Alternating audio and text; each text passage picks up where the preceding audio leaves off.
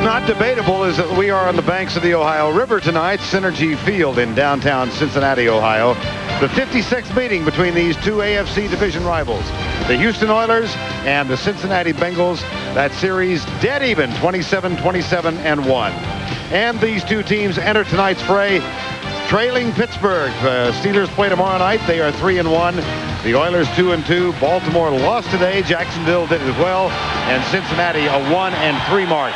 Lee Johnson will kick off, and he does so to Mel Gray, and a touchback to open the game. Just a few moments ago, Buffalo's Steve Christie, a game-winning field goal in overtime from 40 yards out. That hands the Colts their first defeat. There are no undefeated teams remaining in the NFL. Chris Chandler, in his second season as the Oilers starting quarterback, leads the Oiler offense on the field. Last week, this team had 3 turnovers in their first 3 possessions. Fell behind to Pittsburgh 17-zip in the opening 7 minutes and played catch-up for the rest of the night. Chandler will throw on first down into the flat, caught by Eddie George, and the rookie from Ohio State moves it out to the 25-yard line. Check the backs and receivers.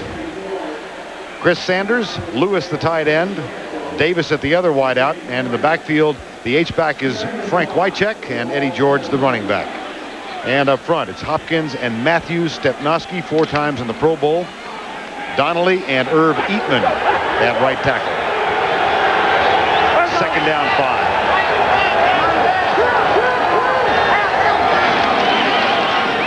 Eddie George slips through left tackle out to the 28. That will leave a 3rd and 2. And defensively, a change at the last minute at left end. Kenny Davidson gets the start in place of John Copeland. Reoccurrence of a hamstring injury, and Copeland is on the inactive list tonight. And the linebackers, Francis Tovar, Rico McDonald, and in the secondary, Ambrose and Spencer at the corners. 2 new Bengals, Walker and Orlando, a former Oiler, at the safeties. 3rd and 2. Double back set. Rodney Thomas is checked in. This is Thomas in motion. The handoff. Ronnie Harmon has also slipped into the backfield, and Harmon gets the carry for the first down to the 33-yard line. And Vern, Ronnie Harmon still remains one of the great third down players in the National Football League. Primarily a receiver on third downs, but not afraid to use him on the run on the inside draws and traps as he did right there. An incredibly effective player on third downs. And he picks up the first down at the 32. Chris Sanders goes wide left. Eddie George back in the backfield. Lewis, the tight end. They hand it off to George. Wycheck, the lead blocker, and Eddie George out across the 35 to the 36 into the hands of Steve Tovar. You know, Vern, as we watch Eddie George tonight, there's lots of running backs around the league who break the tackles of defensive backs, but you're going to watch tonight as Eddie George breaks defensive lineman tackles. He breaks the tackles of linebackers and, of course, the defensive backs as well. This is a powerful, powerful runner with very good vision. It's a good combination. Had a season high of 143 yards on the ground in a recent win over Jacksonville. That included a 76-yard run. Chandler looking left all the way. Has a little bit of a hassle, and it's behind Chris Sanders, the intended receiver, at the 45-yard line. And Jimmy Spencer, number 22, free agent signee from New Orleans, made the defensive play. There's some great matchups in tonight's ball game between wide receivers and defensive backs for both teams. That time was Chris Sanders against Jimmy Spencer. On the other side, they have Willie Davis going against Ashley Ambrose. And when you flip it over, there's some great matchups. And that's going to have a lot to do with how this game goes and who's going to win this game, who wins those battles on the corners. 3rd down 6. Blitz. Chandler retreats across the middle. Caught. Now let's see if Harmon slips the tackle. Struggles for the first down. It'll be very close, I believe. Oh, he's got it. He got it. Yeah, you know what? His initial forward progress is where they're going to mark it. I want to tell you, Ronnie Harmon, we just talked about him on third down. 2 third down plays. One was on a run. This one on the pass. And he's a great individual route runner. I mean, I'm always surprised when people try to guard him with a linebacker as they did there with McDonald. Then takes a big shot by a safety, breaks a tackle, and then dives for the first down. That's a heck of a reception and run by Ronnie Harmon. And the point at which he made the catch was the point ruled forward progress. That was enough for the first down. Second, third down conversion. They'll have to hurry. They do beat the play clock. Here's Chandler, incomplete. Little slant pattern intended for Willie Davis, number 86. Jeff Fisher in his second full year as the head coach of the Oilers. He is the second youngest head coach, and the youngest head coach is his counterpart on the far sideline, Dave Shula, in the final year of a 5-year contract, and safe to say under some pressure here. And he has admitted that he's under pressure, and understand that every coach who's 1-3 is under pressure. Second and 10. Bengals come up to play bump and run. They may be blitzing again. Yep, they're coming. The handoff to George, and he's met at the line of scrimmage. Probably scraped out 3 feet. It'll be 3rd and 9. Sam Tobar, number 58, made the tackle. Tobar, as a senior at Ohio State, played host to a young recruit from Fork Union Military Academy. The guy's name was Eddie George. We asked Steve over the weekend if he remembered Eddie George. He said, not the Heisman Trophy winner. What I remember is the guy who fumbled 3 times against Illinois as a freshman. Eddie George said, yeah, he remembered that too. Harmon back in, 3rd and 9.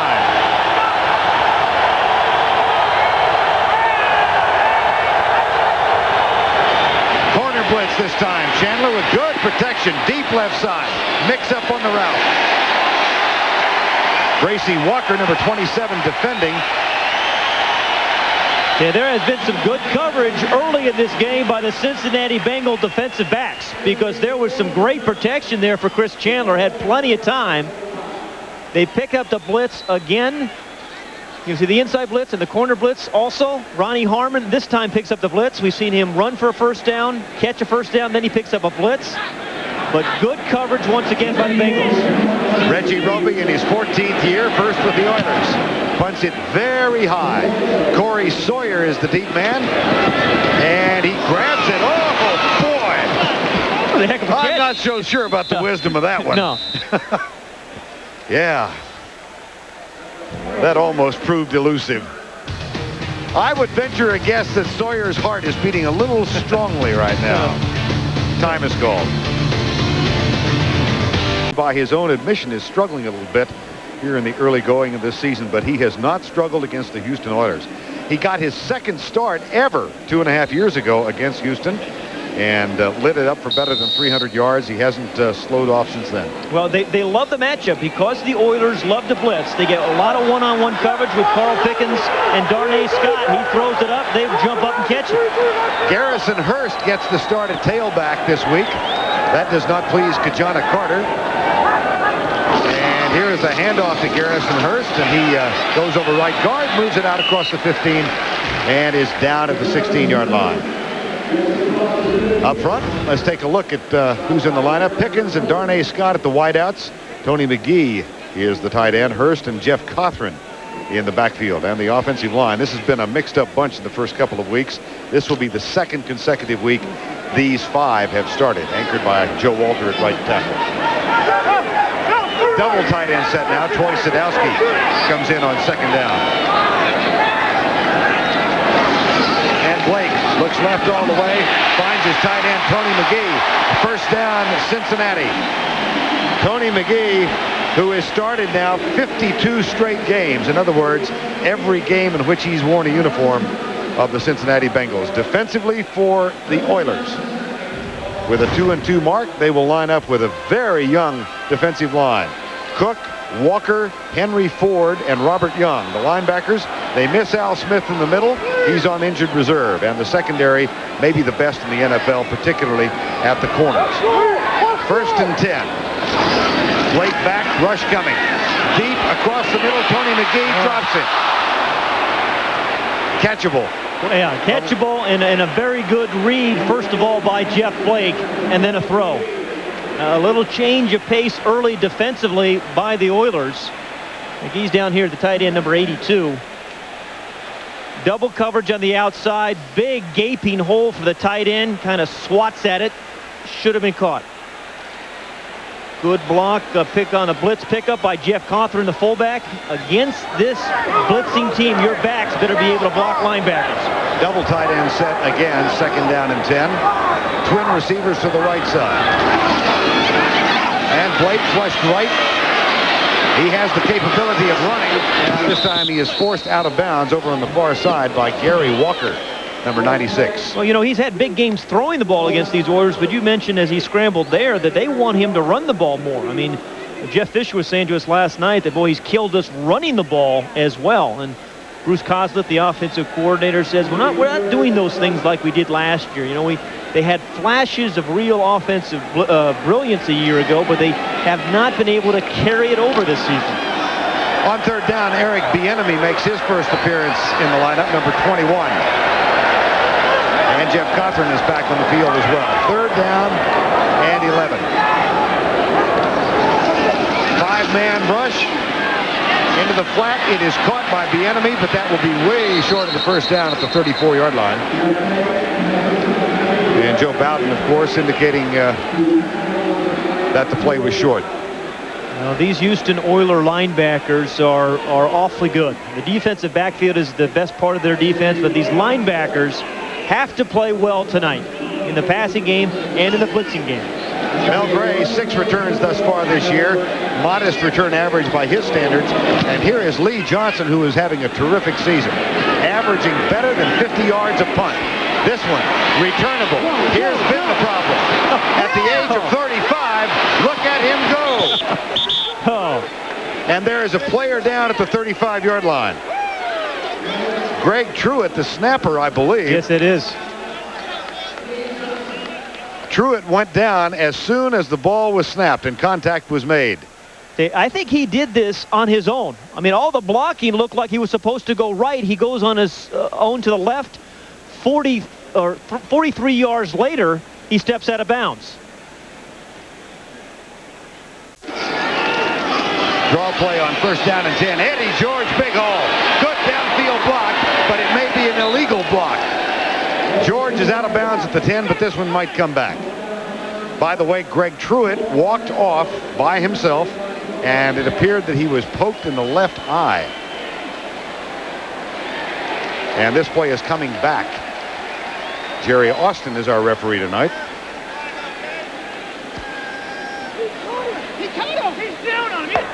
Holding number 81 of the offense, 10 yards, repeat 1st down. Chris Sanders guilty of the hold. Yeah, you know, I saw Chris Sanders block the guy. I thought he actually cut him right here, number 81. That is not a hold. Well, he had to grab his jersey. The debate goes on. Yes. I don't think that was anywhere close to being a hold. All of a sudden, we've switched sides here. I've taken an Oiler perspective. And you really thought that was a hold, huh? No, I did not think it was a hold. Okay, then we agree. Oh, that's right, we do. I feel strongly both ways, and these pickets hurt. Sitting on this fence. 1st down.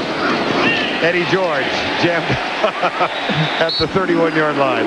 You know, one thing about Eddie George and Bracy Walker and one of the Oilers get into a little bit of a skirmish. I'm sorry, Pat. No, the Oilers have a penchant for getting into skirmishes. Well, last week, right? They have a penchant for going into their pocketbook as well. You know, this is what happens. There are some very, very fierce rivalries in this division. The Steelers and the Oilers for one, the Bengals and the Steelers, and these two guys getting after it early as well. Would you concur perhaps that was a hold? That was, absolutely. 2nd and 5. No score. Blitz. Handoff. Big hole. 1st down inside the 20. I sound like Red Cashin. Hey, 2nd time they've run that draw play on this series. 1st time they called the hold on Chris Sanders after a big round. Successful run as number 58 right here overruns on a blitz. Overruns the draw. It is a good play call when you're expecting the blitz, because sometimes the blitz runs right by the ball carrier, and both linebackers ran by Eddie George. A quick 34 yards on 6 carries for Eddie George. 1st and 10 in the scoreless 1st quarter. Willie Davis goes in motion to the left. Draw play again. Here's Eddie George. Gets a little bit of a block. And then Tim Johnson, number 90, falls on top of him. James Francis was the first man there, number 50. Tim Johnson signed this summer. Played in the league for many years with the Washington Redskins, and his Bengal teammates telling us he's really helped in that defensive line, playing next to Big Daddy Wilkinson. Yeah, made Wilkinson a much better player. Burn down here inside the 20. This Bengal defense really likes to blitz, and that's when you run crossing routes, screens, and sometimes draws. Second down and 5. They have the draw play going again, and George slips another tackle, and he's got it first and goal at the 9-yard line. He's one of those momentum runners, Eddie George. Once he gets that momentum going, gets up a little bit of steam, he is very difficult to bring down with the initial defender. One more time. 3 times they've run the draw. Wilkinson gets hooked, and then Tovar brings him down with a good tackle. Second time that Tovar has tackled his former teammate Eddie George. We talked about those 3 fumbles as a freshman against Illinois. Eddie George said he thought that game really made him a football player. He learned a lot from adversity. Here's Chandler on a line incomplete in between his 2 potential receivers, Davis and Sanders. There's Willie Davis. Chris Chandler in his 9th year in the league. Davis, of course, his first season now with the Houston Oilers, a team he killed in the playoffs a couple of years ago when he played for the Kansas City Chiefs. And Jeff Fisher. Second and goal. Derek Russell in as a 3rd wideout. He's in the slot left. Good protection. Ball is fired and incomplete. Intended for Sanders. Ashley Ambrose, number 33, was close for a pick, and he's got 3 so far this season. Yeah, you know, good matchups again. We saw it earlier with Jimmy Spencer, the other corner for the Bengals. This time it's Ambrose and Sanders. I thought he was going to catch it. It was well delivered. A lot of bumping and grinding going on. That's a ball he really should have caught. Sanders caught one last week in the end zone. They ruled offensive pass interference, which really wasn't. This one should have been a touchdown. 3rd and goal. Excuse me, Pat. Good. Ronnie Harmon back in the lineup. Cincinnati's bringing everybody. And they've got Chandler at the 25. Rico McDonald gets his first full sack of 1996. You know, if you know a team's going to blitz, and the Oilers knew that the Bengals are going to blitz inside the 20-yard line. He's going to from the left side of your screen. McDonald's number 56 in the dark jersey. I mean, you have to make him pay. It starts with protection. It looks like Ronnie Harmon missed him that time. He picked up a blitz earlier. Because if you pick him up, you have man-for-man coverage and a chance for a touchdown. But he ran around the blocker, comes up with a big sack. 10th sack of the season. That brings on Al Del Greco. Roby will hold it, and Del Greco kicks it from 40. Al Del Greco is now 9 of 11 in the 1996 season, and he gives the Oilers a 3-0 lead. First quarter. Yard Del Greco field goal. 3:54 remaining in the first quarter, and Chris Chandler chatting with Derek Russell. Chandler playing as well as he ever has, Pat, in his 9th season now. Yeah, I think it started in February when Jeff Fisher said, hey, you are my quarterback. You're going to be my starting quarterback. And then he's got the best surrounding cast that he's had in his 9-year career. Second year with the Oilers. Here's Del Greco's kick. David Dunn drifts over. That one will go into the end zone. Boy, that was close. Yeah. And Del Greco saves 20 yards by getting into the end zone. Time is called once again, and we'll be back with the Cincinnati possession after this. 3-0 count now. 3:49 to go first quarter, and the Bengals get the ball for the second time. Eric Bieniemy opens this series in the backfield. 3 wide receiver set. Darnay Scott in the slot to the left side. And they hand it off to Bieniemy. And he circles out of trouble, and look at the block by Jeff Blake. I know it didn't amount to much, but Blake played a pretty good block, Pat. I tell you how it got started, though. Gary Walker, the defensive lineman for the Oilers, just blew through the offensive line block and just pushed his guy right back into Bieniemy. He pushes Tootin right back here, and Tootin's a large man. Bieniemy kind of keeps his balance and really made a pretty good run after what should have been about a 9-yard loss. And then Baron Worthen, number 52, caught up with him. It'll be 2nd down and 11.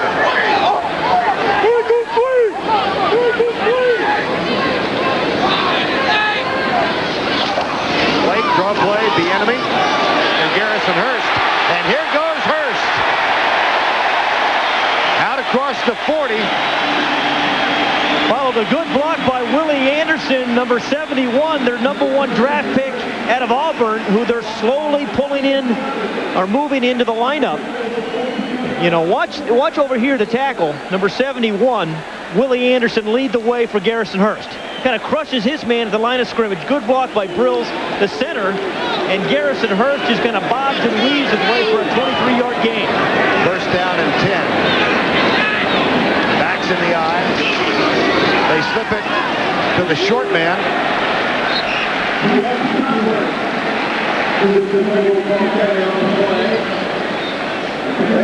And it's out across the 41. And now let's take a look at the Nick Control scoreboard. Laverne once again there, the left tackle, Willie Anderson, whom they believe was going to make a really, really good player, had a crushing block on the left side. 2nd down and 5.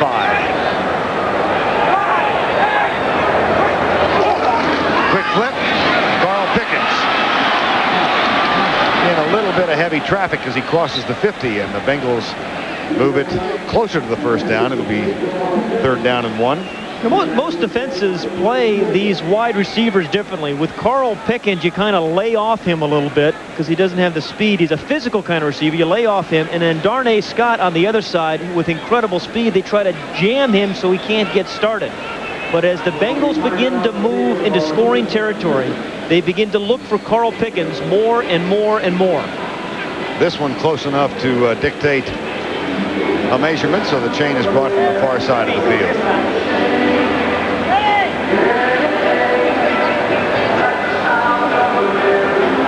Just a scooch short? No, smidgen. Smidgen. There you go. Smidgen. Dave Shula, 37 years of age, final year of the contract, a team that was 7-9 last year and really ignited high hopes among what has become an apathetic crowd here in Cincinnati. Yeah, I think a lot of people who follow the league, myself included, but Vern, to be perfectly honest, I thought the Bengals were going to win this division. They got off to just an awful start. A lot of injuries on the offensive line, but they have to solve their running back problem. And they're going to try to do it with Garrison Hurst tonight. They've been playing with John Carter and Garrison Hurst, but they got to pick one guy and feed him the ball a lot. 3rd and officially 1. You saw it's less than 3 inches or so. Quarterback sneak, Blake. And that should be enough to give Cincinnati a fresh set of downs. I don't think we should call those sneaks because I think everybody knew that he was going to run the ball. Not a sneak? No. What would you call it then? I'm not sure. Give me some time to think about it. I'll report back in the 3rd quarter. You have 20 seconds for your rebuttal. You know, Jeff Blake frustrated, only one pass of 40 yards plus this year when he had so many just a year ago. But things have just not been in sync for this offense so far. Blake in his 30th consecutive start tonight. 1st down and 10, 3-0. Oilers lead. Blake, little pressure, fires it, and Michael Barrow is there defensively.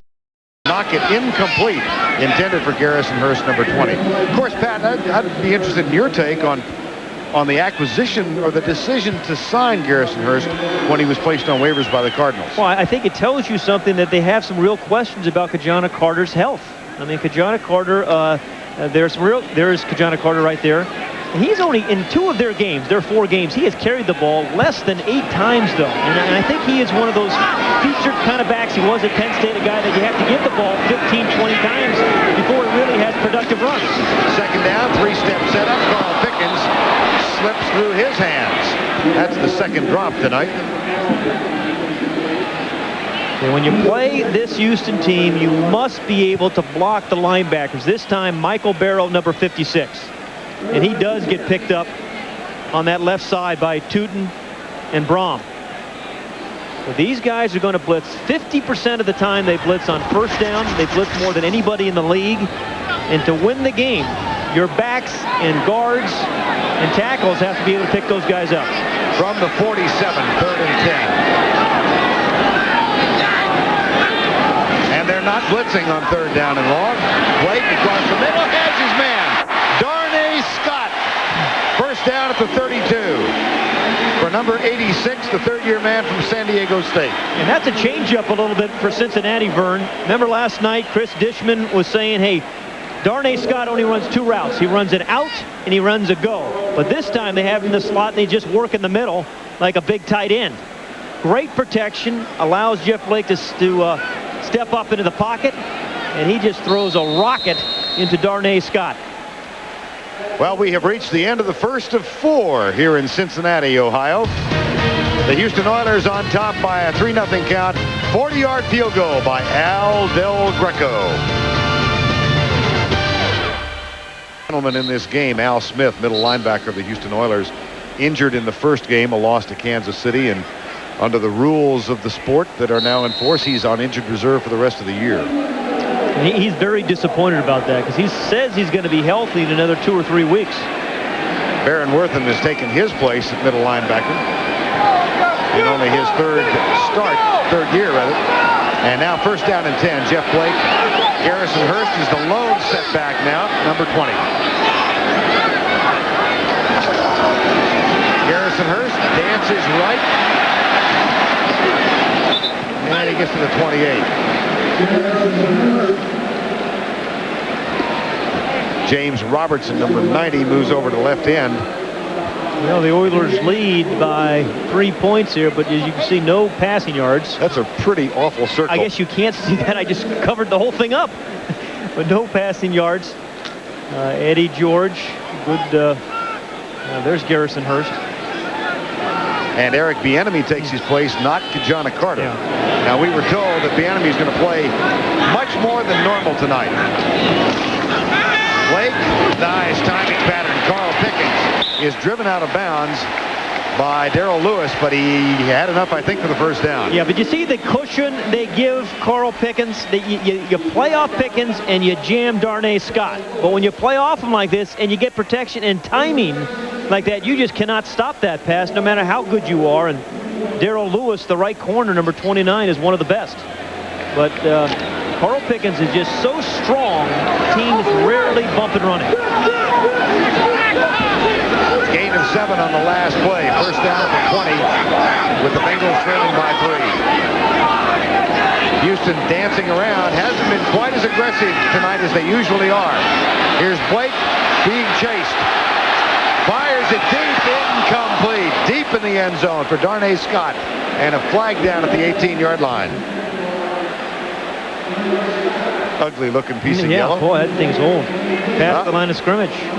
Jerry Austin deferring to his head linesman. It'll be a loss of down as well as the yardage.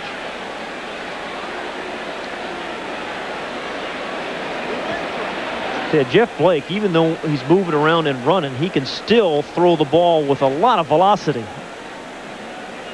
Illegal forward pass. Number 8, the quarterback, was beyond the line of scrimmage. Loss of down. Second down. And they move the ball back to the 20, just inside the 25-yard line. It's at the 24. There's Garrison Hurst. I think it was his left ankle was falling on Vernon. Well, Kajana Carter remains on the bench, and Eric Bieniemy is the setback.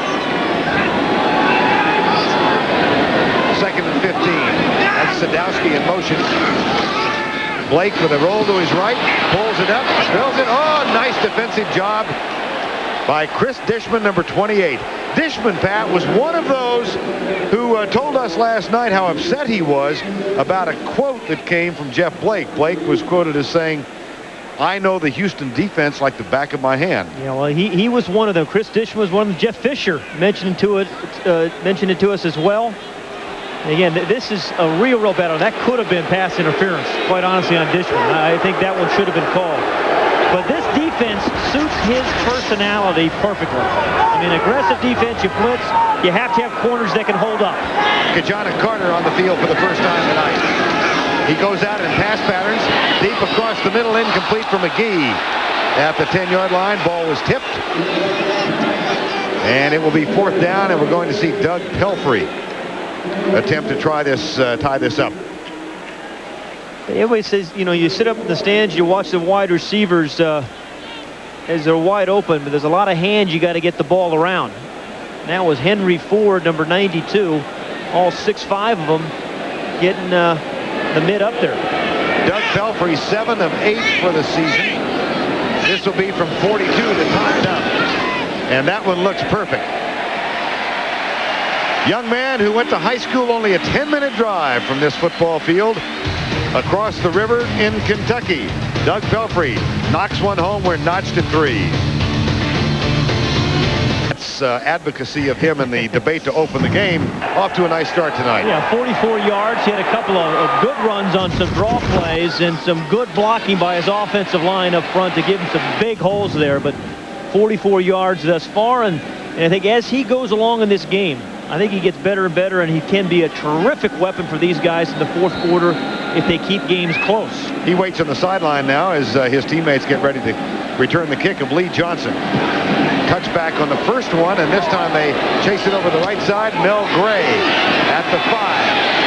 And Gray, with 6 kickoff returns for touchdowns in his career, moves it out to the 26-yard line. The Oilers lead the league in field advantage. And he comes limping off. Oh, boy. Yeah, the kick returners, I think when they moved, you know, the kicks back, we get more kick returns. It is it's the most exciting play in football, I believe, particularly when you have guys like Mel Gray. But Houston, number 1 in the league on returns.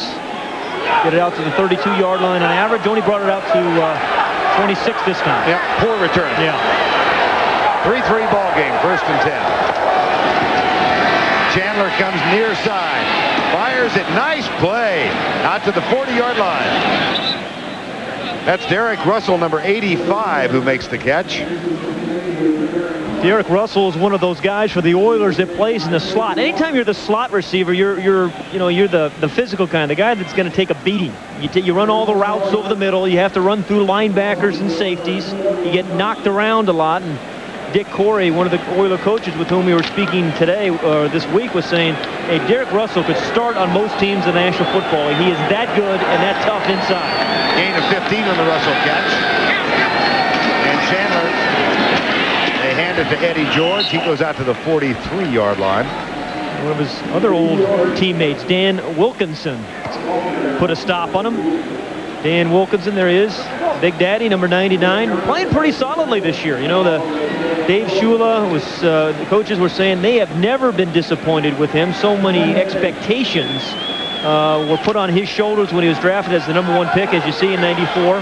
Had a good year a year ago and is playing well this year. And thus far, a sack in each of the first 4 games for Dan Wilkinson. 2nd down and 8. Chandler, quick setup.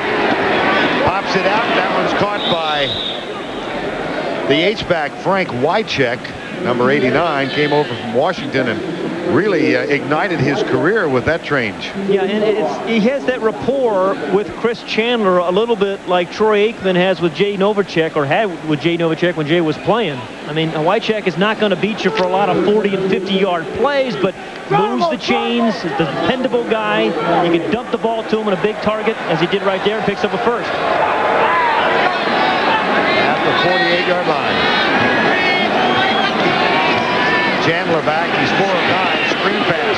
Little dipsy doodle across the middle to Eddie George, and that's good for another first down at the 37-yard line. But Vern, you see how he picked up an extra 4 yards with power at the end of that run? I mean, first of all, he's not a little scat back, so on an inside screen, he's a big target. He's back here. You know, your quarterback can find him amidst all the traffic. Dump the ball in him, big target, and then at the end of the run, he just kind of powered over a Bengal defender and picked up 4 extra yards. That is his 2nd catch tonight in a 3-3 ball game. Gain of 11, First down and 10 at the 37.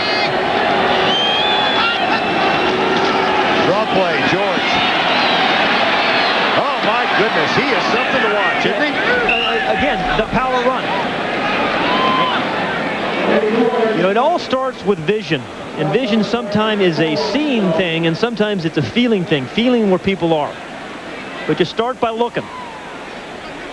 And then you get the feel going. And you follow Bruce Matthews, number 74. You make a move. And then at the end of the run is power. Bo Orlando suffers the tackle on Eddie George. First down, 69 yards already for Eddie George.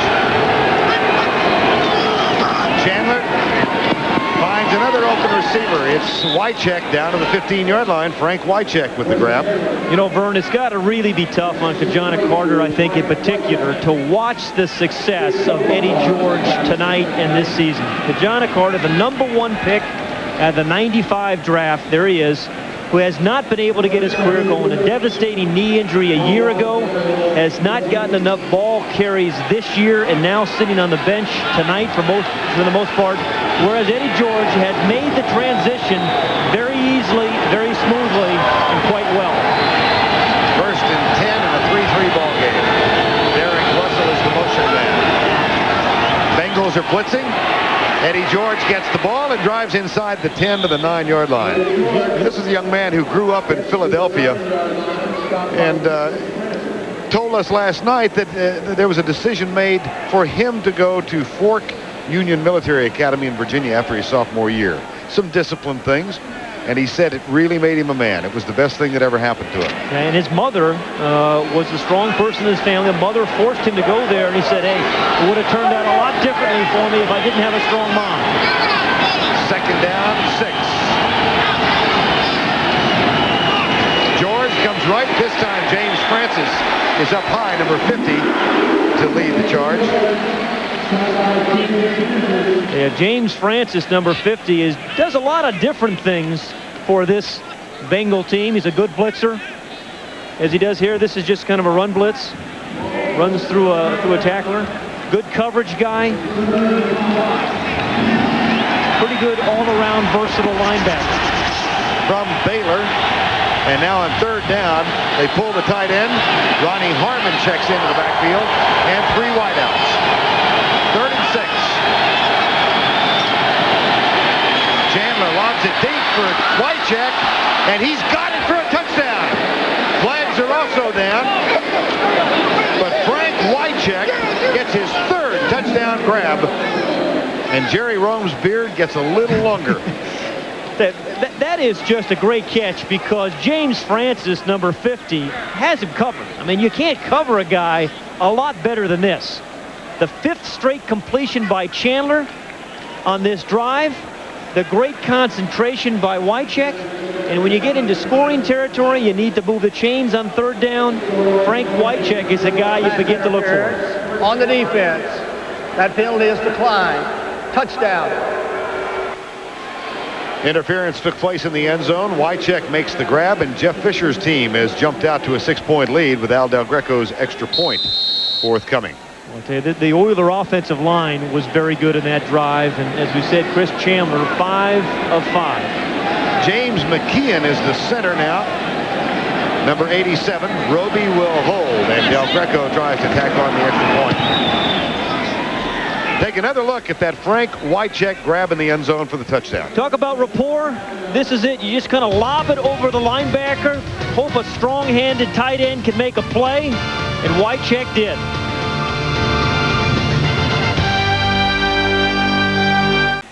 Wycheck and Lewis and Frank Wycheck in particular enjoying the balmy evening here. Chris Chandler is quarterback in desperate need of a shave. Most guys don't shave on game day. Is that right? Yeah. Did you? No. Could anybody tell? Probably not. My mother, baby. Here's the kick. Taken by David Dunn, number 80. Finds a little bit of a wedge to the left side and gets out to the 29-yard line, and there's a flag down back at the Oiler 30-yard line. Well, let's see if Cincinnati wants to try this one again.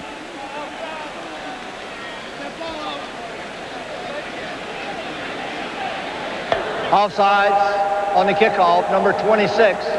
5 yards. Repeat the kick. Well, there's your answer. So we'll come back and try it again.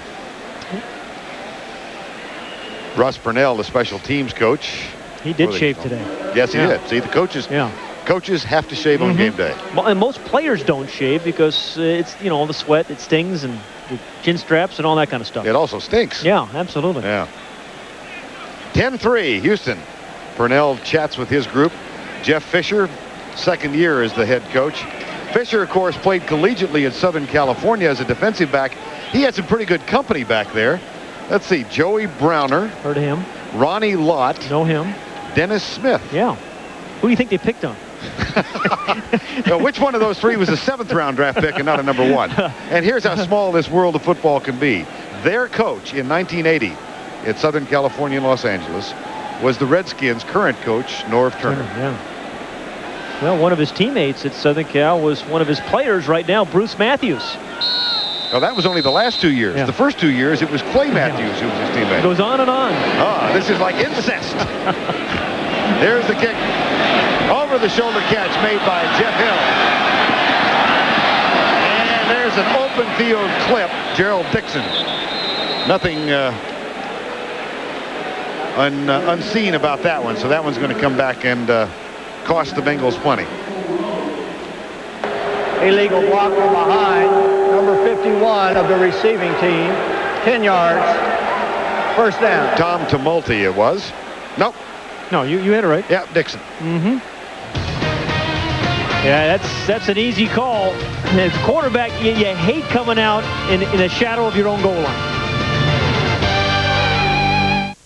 First half, 10-3, and a pretty impressive drive for the touchdown. Yeah, you see 9 plays for 74 yards, but Chris Chandler, 5 of 5 on that drive. First to Russell for 15 yards, then Wycheck for 9. Third different receiver to George for 11, then back to Wycheck, and then the 9-yard touchdown pass. And this was real nice touch. He had drilled the ball earlier in the drive. This one you just have to float over the linebacker and hope your tight end makes a good adjustment, which he did. Now, having decided to take the second opportunity for a kickoff return, proved costly for the Bengals. Instead of the 30, they're back at the 11. Handoff right side, Kajana Carter, number 32. Garrison Hurst injured an ankle and remains on the bench. And here is Kajana Carter. You know, I talked about him being a featured guy at Penn State. I mean, a guy that carried the ball 25, 30 times a ball game. And when you watch him, I think he has to really get into a rhythm. I mean, last week he only carried the ball 5 times. And some backs get into a rhythm very, very quickly. But he appears to be the guy you need to feed a lot. 2nd and 8. 5-man rush, pass incomplete from McGee at the 20-yard line. Wortham, the middle linebacker, did a nice job there. Remember, Jeff Fisher said to us last night, our linebackers have to play right here. That's Wortham who's going to pick up the tight end. Jeff Fisher was saying our linebackers must play well tonight in the blitz, in the passing game, stuff in the run. We've seen it at Barrow, and that time it was Wortham. 3rd and 8. Cincinnati 2 of 4 on 3rd down conversions thus far. And Bieniemy slips back into the backfield, number 21. There's Baron Wortham, having replaced Al Smith in the middle, and time is called by the Cincinnati Bengals. Game clock had wound down. Well, this game is not sold out. About 10,000 tickets remaining here at Synergy Field. But those who bought tickets are exercising their right to be vocal. They're booing. All right, he really erupted when he took over as the quarterback for Cincinnati in these first 15 games. You see the stats, but he's kind of settled down and backed off a little bit. Yeah. In the last 15. Yeah, he hasn't had all the big plays that he had those first 15 games. 3rd and 8. No blitz by Houston. Pretty good rush, and that's going to be a holding call if they want to take it. There's also a sack. It was Robert Young, number 99. That is only their 6th sack And it's a holding call which will be declined, but only the 6th sack by the Oiler team, which is a bit surprising considering they come after the quarterback so much. But they need to get more pressure out of the defensive line. They pick up Robert Young from the Rams. Illegal use of the hands to the face, number 74. That penalty is declined. 4th down.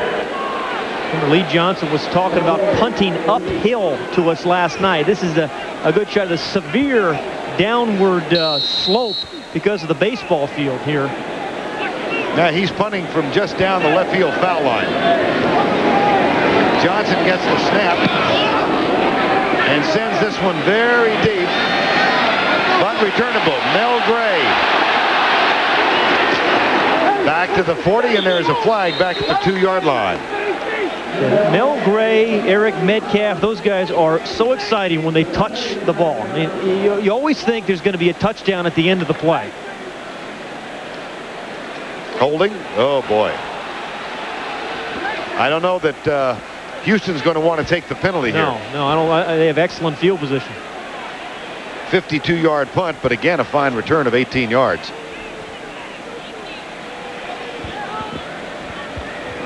The thing about Jeff Fisher, you know, the more you talk to him, I think one of his strengths, he's a young guy, is that he communicates with his players. Holding, number 59 of the offense. The penalty is declined. 1st down, Houston. You know, let's his players know exactly where they stand. And just as an example, we talked about him pulling in Chris Chandler in February and saying, "You're my quarterback." I mean, he told Steve McNair, "You're my backup, but you're one play away." And I think his players really respect that. They know that they stand with the guy, they know where they're going and what he's trying to get accomplished. A 52-yard punt, 18 on the return, and the Oilers with a 7-point lead have excellent field position now. Chandler, good protection, deep right side into double coverage, and another flag. Well, that's pass interference because James Francis, number 50. Yeah, he's past the 5-yard zone down there. You can't be grabbing the receiver. He was in Cleveland. He was so far past it. Offensive! Whoa! No, wait a minute. He is bumping him way down past 5 yards. Pass interference, number 89 of the offense. 10 yards. Repeat 1st down. Well, he's laughing at it as well. Well, let's take a look at it at the top of the screen. Frank Wycheck's up here in Francis. Well, he's got his head turned around. I still think that looks like pass interference on James Francis. Any debate from you, Vern? Yes, I'm going to argue just for the sake of argument. We've got into a pattern here. Yes, exactly. I know Keyshawn Johnson, and that was no Keyshawn Johnson. There you go again. 1st and 20. Rodney Thomas has checked in. Chandler, right side, a little high, intended for Ronnie Harmon. And really good coverage defensively by the Bengals. I don't know if Ronnie Harmon just gave that the one-arm routine, though. Again, this guy has been, we've seen him tonight already, twice on 3rd down, be an effective player. This time he split out of the backfield, gets out of the jam of the, that's one I think you got to reach out there. That may have been the old Venus de Milo. Yeah, the arms looked a little short on that one. Looked like you were reaching for a check. Yeah. Thank you for the setup. Yeah, thanks. Venus. 2nd and 20. 4-man rush. Chandler flush. Got him.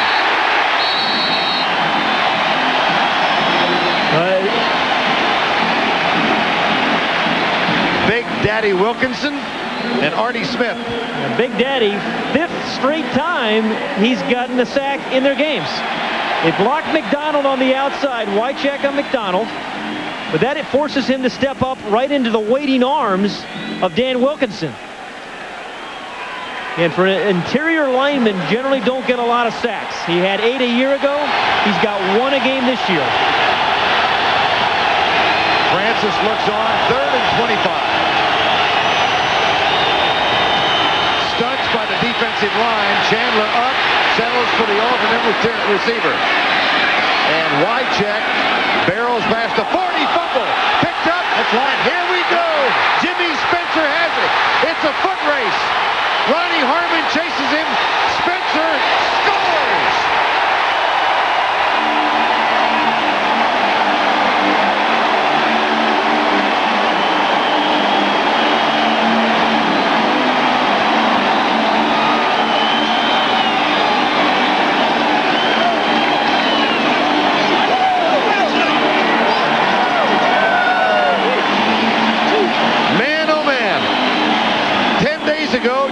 Spencer cut a 1/4 inch off the tip of his thumb while trying to cut a hole in a plastic water bottle. It doesn't hurt anymore. You can see that bandage on his left thumb. He's carrying the ball in his right hand. It didn't bother him picking up the fumble. Unrestricted free agent acquisition from New Orleans. 60 yards on the fumble return. Doug Pelfrey authors the extra point. Vern, remember a couple weeks ago, Ray Rhodes was talking to, as the head coach of Philadelphia, to Chris T. Jones. He didn't like his receiver to put the ball out in front when he's trying to dive for a first down.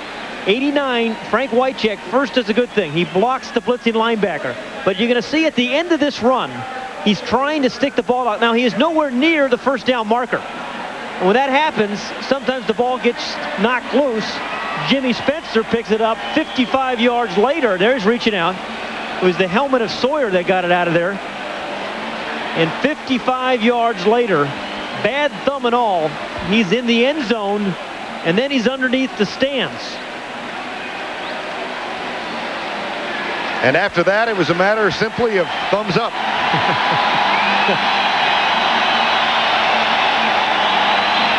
Officially a 55-yard fumble return. 10-10 ball game. Very vividly remember Ray Rhodes talking to us about that a couple weeks ago. And he was really upset with his wide receiver, Chris T. Jones, for doing it. And, you know, God love Wycheck. He was trying to help his team, but boy, that's just a bad play and results in a Bengal touchdown. Tied at 10, Ronnie Harmon and Mel Gray back to return Lee Johnson's kickoff. Johnson, the 12-year veteran from Brigham Young. He played for Houston a decade ago. This one returnable by Mel Gray. Mel Gray doesn't down man, does he? I mean, no. Yeah, he's got one job to do, and that's return punts and kicks, and he takes great joy in doing it. I mean, this is the guy has 9 career returns for touchdowns, 6 kickoffs, 3 punts, over 11,000 career return yards. Second oldest man to actively return kicks in the league. The oldest being? Ollie Matson. Wow. I remember him well. Can I rent you out at Christmas for all the cocktail parties? Probably got your name up there on the web. I'm a guy who thinks Trivial Pursuit is still a game to be played. I just missed that cycle. First and 10, draw play. Eddie George, number 27.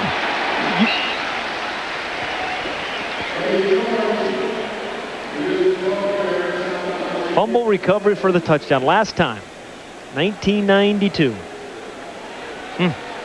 Had a couple of them then. Twice in the same game. That's a good defensive game, I'd say. Would I be considered unprepared if I didn't remember Fernandez Vincent? We'll let that one slide, Mr. Lundquist. Second and 6.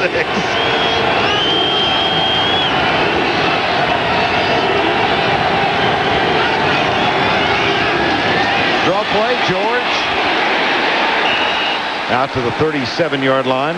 Tim Johnson, number 90, makes the tackle. Hey, one good thing Jerry Rome, the offensive coordinator for the Oilers, has done with Eddie George, and that has let him stay. There he is, Jerry Rome, who's tutored a lot of good quarterbacks. But he has let Eddie George stay in that I formation that is so comfortable for him.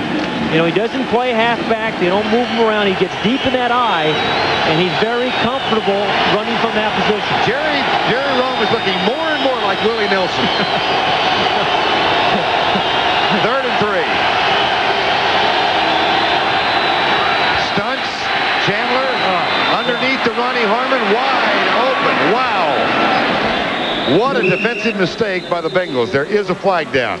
But it's near the midfield stripe. You can't cover him with a linebacker. I mean, people have been trying to do that for 11 years. It's against the Bengals. It'll be declined. You cannot do that. Holding, number 23 of the defense. That penalty is declined. First down. And Ronnie Harmon set this thing up so beautifully. I mean, this was a patient route. You'll see him right back here. And he just kind of waits. Against the middle linebacker, Tovar, that's not fair for Tovar. Has absolutely no chance of covering him out of the backfield. Gain of 17 and a first down. And for Ronnie Harmon, his second catch. First down and 10 in the tie ball game. And the ball incomplete. It was tipped. Pretty good pressure that time. Rico McDonald, 56. Tim Johnson, number 90. Yeah, the Houston Oilers are running a lot of the same plays, and they've run a lot of screens. That was going to be another inside screen they had some success early with to Eddie George. And they've used Ronnie Harmon on third down passes. He's converted 3 third down situations for them. And this guy, Jerry Rome, you talk about Willie Nelson, but this guy has tutored a lot of good quarterback and resurrected Chris Chandler's career. Second down and 10. Harmon back in. Blitz. Good protection. Deep ball. Derek Russell. And it's a foot too far. It will be third down. Chandler knew he had him, but had to arch it almost perfectly. It was good coverage by Corey Sawyer of the Bengals. And Rod Jones as well. You know, you're talking about Archer. We have seen Chris Chandler throw all kinds of passes. You know, touch passes to Wycheck. He drilled the ball. And that's Sawyer against Russell. Third and 10. Malcolm Floyd is in as a wide receiver. Right side. That will be short of the first down. Wycheck was split wide right that time. Makes the grab. And it'll be fourth down. They're actually thinking about going for it here. Yeah, it's... they're thinking about a field goal. Del Greco had a string of 18 straight field goals come to an end in game 1 when he missed from 56 yards out. That was a high snap. This is going to be a long one. He missed from 56 and had one blocked from 48 last week. Well, this is going to be, what? 57 yards. 6 or 7. Let's see what they officially make it. This would be a career best if he knocks it home. Dead ball. No play. And they're going to think about this one. Yeah, there's the timeout. Oh, it was going to be a fake field goal, I think. He almost gave that one away. Yeah, and he almost became a tenor. Yeah, groins a little bit like ammunition dumps don't need direct hits. An ill-timed timeout. Well, you know, that's a shame too, because that ruined the fake field goal. That was going to be a direct snap to Del Greco, and he was going to attempt to run or throw it, I believe. And that'll probably be called off, and Reggie Roby will now punt it. You're looking at the best golfer in the National Football League, I think, without question. Al Del Greco, the punter, the place kicker, has won that NFL charity golf event the last 4 years in a row. Here's Roby with the pooch kick. That one might bring rain. Fair catch called at the 11. Missed opportunity, though. Really a missed opportunity. You never know how those fake field goals are going to work out, but boy, they missed it. Well, this Tuesday night at 8 o'clock Eastern, TNT will bring you a 4-hour miniseries. Is a predatory and aggressive creature. Survival is for the fittest only. Tell me what you know about him. Tell me how he died. It's called Dress Gray, and it stars Alec Baldwin and Hal Holbrook. A tale of murder at a military academy and the secrets the crime reveals. Parts 1 and 2 of Dress Gray begin this Tuesday, 8 o'clock, right here on TNT. With 2:12 remaining in the first half of play, we're tied at 10. Carl Pickens in motion, play, quick setup, lobs it short to the enemy. It'll be second down and 10. You know, Vern, that is the 8th first down play Cincinnati has had in this game, and that is the first time the Oilers did not blitz on first down. And as you look at Eric Bieniemy there trying to catch that ball, Vern, to beat the Steelers or to keep pace with the Steelers in this division, you have to be able to run the football and defend the run. The Bengals are able to defend the run, but they still have not found a way to run the ball, nor have they decided on the running back. Garrison Hurst is checked back in now. ankle sprain for a while. Blitz again. Blake dances right, caught and dropped at the 3-yard line. And that was a blitz by Steve Jackson. And the 3rd sack of the first half for what had been a sack-less Oiler defense. Anthony Cook, number 78, gets a piece of it. And so does Steve Jackson off the corner. So they didn't blitz on 1st down. They blitz on 2nd down and come up with another big sack. Recently renamed Synergy Field in Cincinnati, a tie ball game, but the Bengals looking at a 3rd and 17 after Houston's 3rd sack of the first half. See if they're coming again. The Oilers, they are not. 3-man rush. Blake pulls up and he'll run. Oh boy, was he popped at the 14-yard line. Joe Bowden, number 58, and time call by the Oilers. That will leave them with 1 timeout remaining. And a punt forthcoming. Coming up on the Fruit of the Loom halftime report, Vince Cellini will have no-huddle highlights from all of today's action, and Mark May and Randall Cunningham will have their analysis coming up at halftime on the Fruit of the Loom halftime report. You know, I think the most amazing statistic from today's action, 5 2-point conversions today in the game between New England and the Ravens. All 5 made. I know you are a big fan of 2-point conversion statistics. I like that. I like that. Michael Jackson caught 2 2-point plays, but 5 in a game. That's an NFL record. It should be. Yeah. I may join you on that Christmas tour of those parties. Well, this is a big, important series, I think, for Cincinnati. And if you have a guy punting, and you have Lee Johnson, who leads the league in punting at over 51 yards, this is a time he needs a big punt. In his 12th year, and getting off to a great start.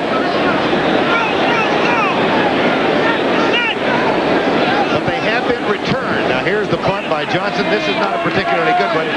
He might get a good roll, and he does, and it limps to a halt. Goes out of bounds at the 42-yard line. Lee Johnson, he was asking us, he's chasing a mark set in 1940 by Sammy Baugh, who averaged 50.4 yards per kick. And Lee suggested that maybe that's such an astounding record that they were measuring those punts from the point of the kick instead of the line of scrimmage. Well, we checked. And they did not, no. And slinging Sammy Baugh from Rotan, Texas, kicked it 35 times 56 years ago and averaged more than 50 yards per punt. That's one of the oldest records in the book. I don't think that's one that's going to be broken. Nope. Ronnie Harmon is in the backfield. Chandler.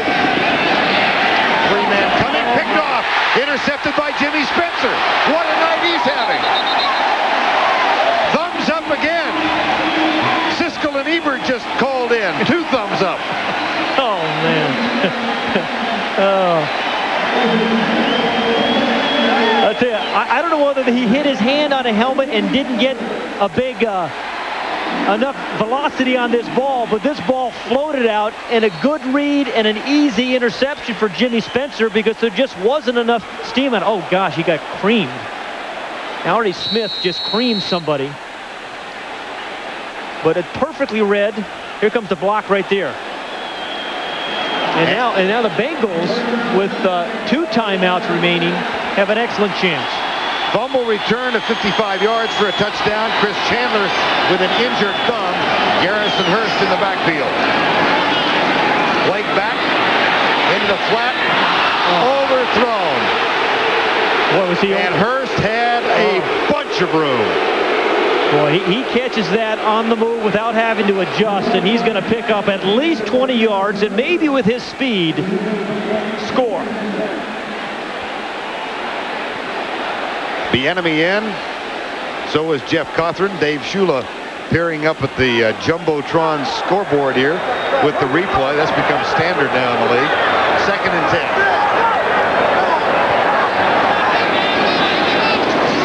Blitz coming by the Oilers. Blake in trouble. Throws it away. Well, I'll tell you, one guy who was not expecting the ball was Darnay Scott. He was blocking. Darnay Scott thought it was going to be a screen pass. He wasn't even turned around. Had his back to the quarterback.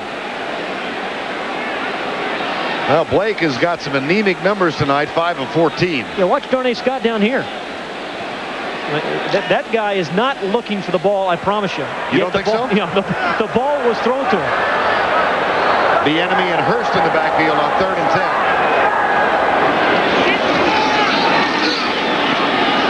Blake deep down the middle. Darnay is open. And it's intercepted. Flag is thrown on Blaine Bishop, number 23. Don't know about that one either, Vern. Boy, I don't either. Yeah. He's got a right to the ball. Ball's in the air. He has just as much a right as the receiver. Talking about Blaine Bishop. Pass interference, number 23 of the defense. First down. Oh, that's a killer.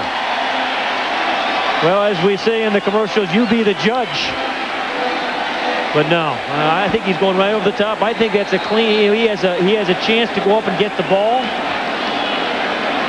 Well, Darnay Scott, you see him signal immediately his feelings. He thought he was interfered. Well, every receiver's going to do that, as you well know. And there came the hanky.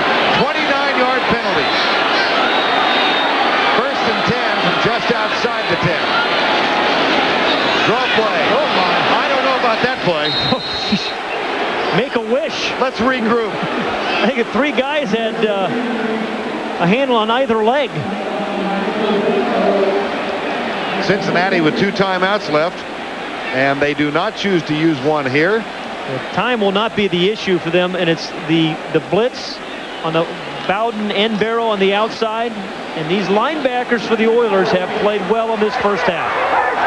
2nd and goal. David Dunn checks in. He's wide right. No blitz. Blake chased. Tries to throw it short underneath. Tony McGee incomplete. Well, this is the area of the field they look for Carl Pickens, and Jeff Blake looked for Carl Pickens early in that route, and he was double covered. The Oilers just took him away with 2 defenders. You know, sometimes even if a guy like Carl Pickens is double covered, you throw it up and let him go up and make the rebound. And that's what he has done so well in his career. Incredibly competitive when the ball's in the air. But they're going to double cover him again. He's at the top of the screen. 3rd and goal. The enemy out. Fake pattern. Oh, bad pass. Pickens took an inside route and came right, and the ball was over his left shoulder. You know, the same thing happened last week to the Bengals. Now, he releases inside, and the quarterback thinks he's going outside. You know, that shouldn't be happening in week 5. But, you know, they got the matchup they wanted. Carl Pickens against the defensive back, but he was just expecting, Jeff Blake was expecting a different release. Blake has had a first half to forget. He's 5 of 16 for 45 yards and sacked 3 times. He has missed 9 straight. But the field goal is up and good. So the Jimmy Spencer interception leads to a Doug Pelfrey field goal. 2 in a row tonight for Pelfrey, and the Cincinnati Bengals take the lead. Yeah, and I think the Bengals better be thinking about a squib kick here. I don't believe you give Mel Gray a chance with 25 seconds. And you know, Chris Chandler had injured his hand. I think he hit a helmet on that interception. But he was just throwing. Last 40 games, when Houston has been up 15-1 and tied and trailing, they have not been particularly strong. I'd say they've established a trend. Well, they're down 3 right now. And, our CNN TNT poll dictates they have a problem. Oh boy. Would you kick the ball to Mel Gray here? No. Yeah. But then I seldom would. Lee Johnson might think about it. Now the tactic is to try and keep it away, obviously, from Mel Gray. And with 25 seconds left, here comes Lee Johnson. Well, no squib kick. Boy, I don't like this. From the 5. You like that? Yeah, that's good coverage. If you're going to kick it to him, you better tackle him. Hey, Let's go back to the interception. I think Chris Chandler, I know Chris Chandler hit his hand on something, and as he throws the ball, it's the right arm of Big Daddy, I think, that interferes with the throw. And really, that's why he couldn't completely follow through. You see him grimacing already. And he couldn't follow through, and he couldn't get any zip on that pass. Well, he's been massaging that right hand on the sideline. See what they opt to do now. First down and 10, 80 yards away. 20 seconds to go. And they'll keep it conservative. Eddie George out to the 25-yard line. But if you keep the game close, which it is now, that man 27 becomes more and more of a factor, certainly late in the ball game, because he wears people out. 77 yards in the first half for the Heisman Trophy winner from 1995. But he and his team trail by 3. They're bucking a trend. They haven't overcome a halftime deficit in better than 3 years.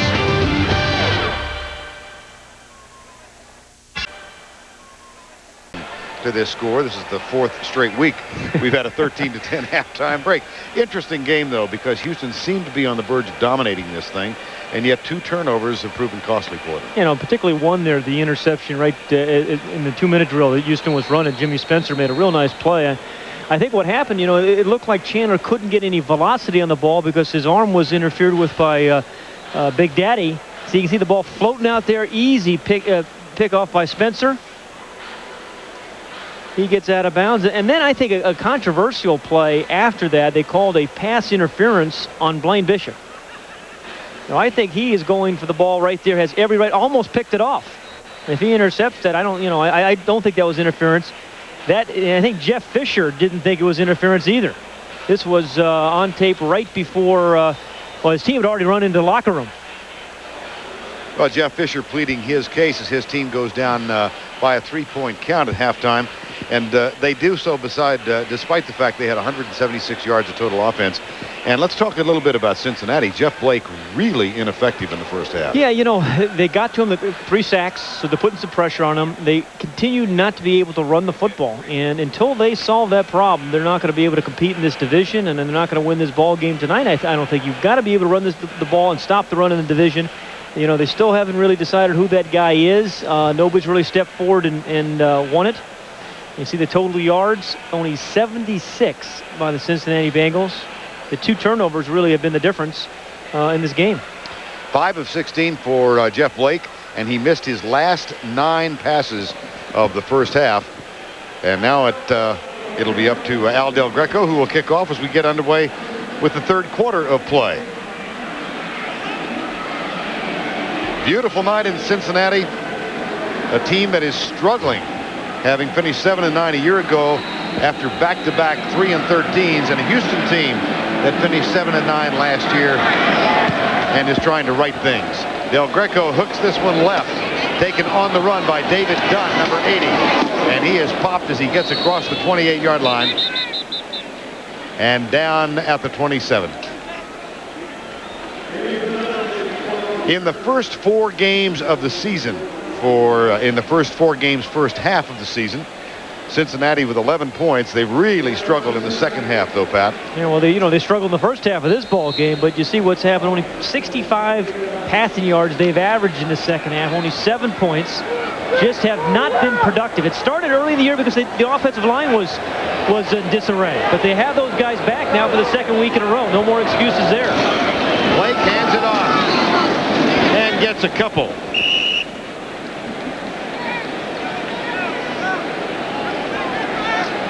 Garrison Hurst, number 20. No, that's only the 11th rush for only 11th rush there by the Bengals. And again, it's surprising in a close ball game. You think you'd run the ball a little bit more, try to figure out whether Garrison Hurst is going to be your guy the rest of this year. Well, they had the 123-yard run from Garrison Hurst. That's about the only highlight for the Bengals in the first half. Yet they are on top. Here's Hurst weaving through traffic and moving it out for a first down at the 39-yard line.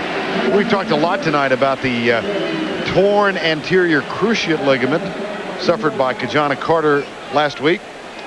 Well, this is another guy that had one, Vern. He suffered one, I think it was 1991 in Arizona when he was a Cardinal. Had that interior cruciate. Kajana Carter. Some around this part of the country feel that Kajana has not come back and had the burst that he had before the injury. First and 10. There's a burst by Hurst. Oh, I like that. Not quite alliteration, but it rhymed. Well, yeah, done a little bit of everything tonight. Poor man's poetry. One for the thumb and all that. Yeah. Did you have that as well? Joe Green called in. He didn't like us using the thumb alliteration too much. Well, you know, this Bengal team, as you look at Garrison Hurst, he was the 3rd pick in the 1993 draft. They had the number 1 pick in Big Daddy in the 1994 draft, and the number 1 pick in the 95 draft. So it hasn't been a lack of high draft picks. First down and 10. Bengals at the 50. They give it to Cothran, the fullback, number 29, and he breaks through across the 45 to the 44-yard line. Jeff Cothran, 3rd-year man from Ohio State, and a much less celebrated running back from Ohio State than is that guy for the Oilers, number 27. That Eddie George is a pretty good one, but as you watch Jeff Cothran there, that guy, you know, we knew he was having a good, strong season. We met with him last night, really a good kid. I mean, a good, solid guy that works hard to like his work ethic, but he's a heck of a player, too. Second down and 4. Blake. And he's got the grab. Carl Pickens. That ends a streak for Jeff Blake and gives Cincinnati a first down at the 25. Generally, the body's around Carl Pickens. He doesn't have the speed Darnay Scott has, but what he has is strength and real competitiveness when the ball's in the air. And that is a good throw by Jeff Blake away from the oncoming defender. Chris Dishman was going to make a play. Jeff Blake felt that, threw that away from Chris Dishman, and allowed Carl Pickens to make the catch. That's a gain of 16 and a first down at the 26-yard line.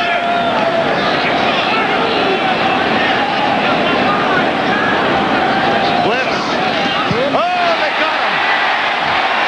Man, oh man, the quick handoff. Left side, Garrison Hurst breaks over left tackle. Melvin Tootin and Rich Braham.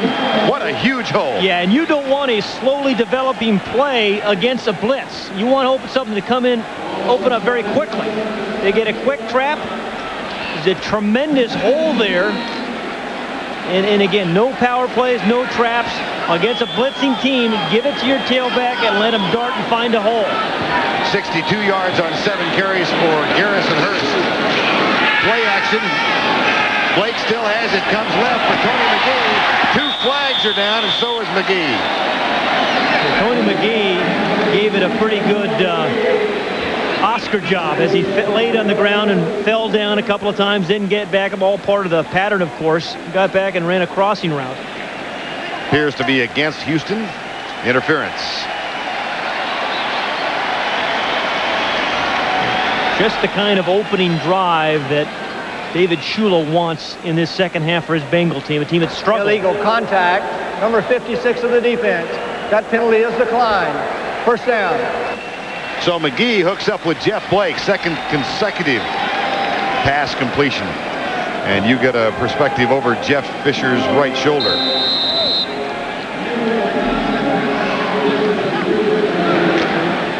First and 10 at the 11 in a 13-10 Cincinnati ball game. Again, the closer you get, Carl Pickens becomes more and more of a factor.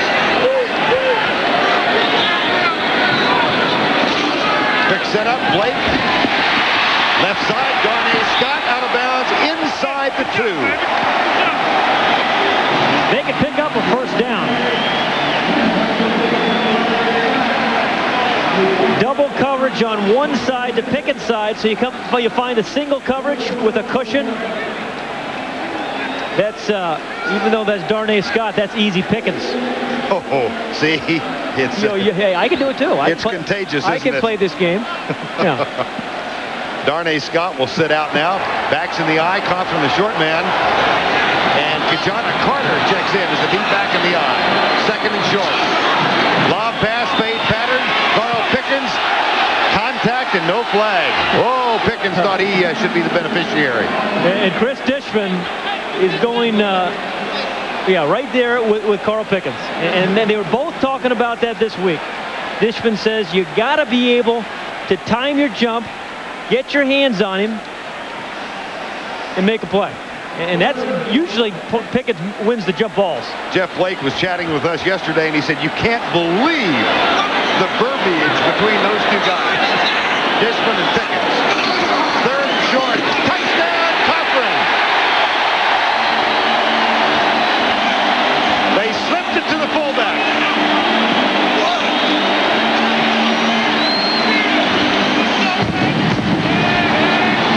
And the 250-pound fullback gets his first touchdown of the season.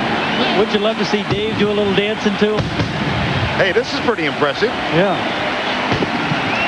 Good change of pace by Bruce Coslet, the offensive coordinator. Twice he slipped Jeff Cothran through there on that series.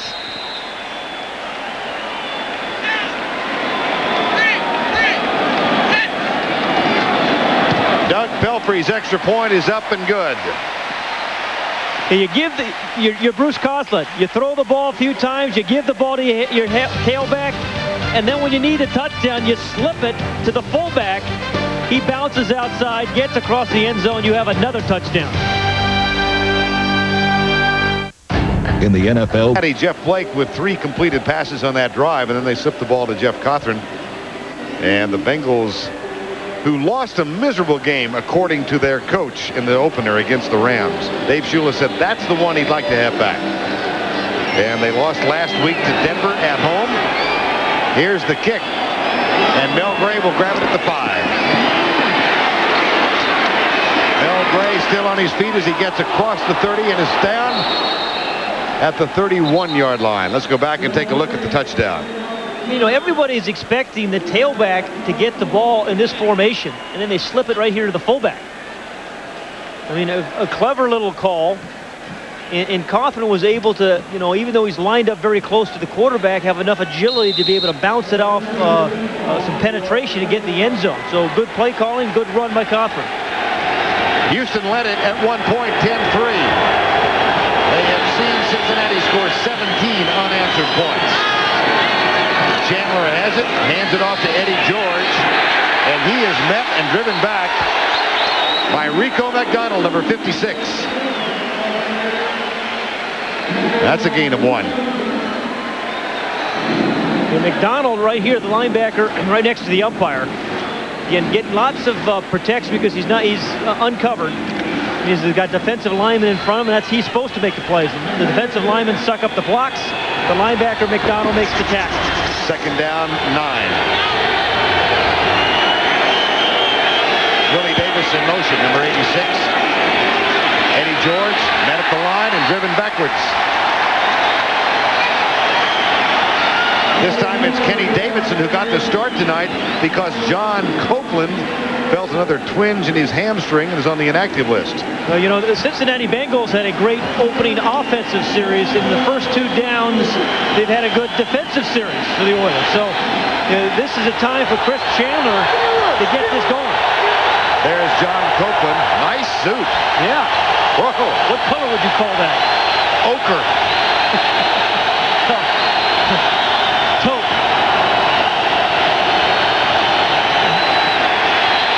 Carter got it. What a nifty pass.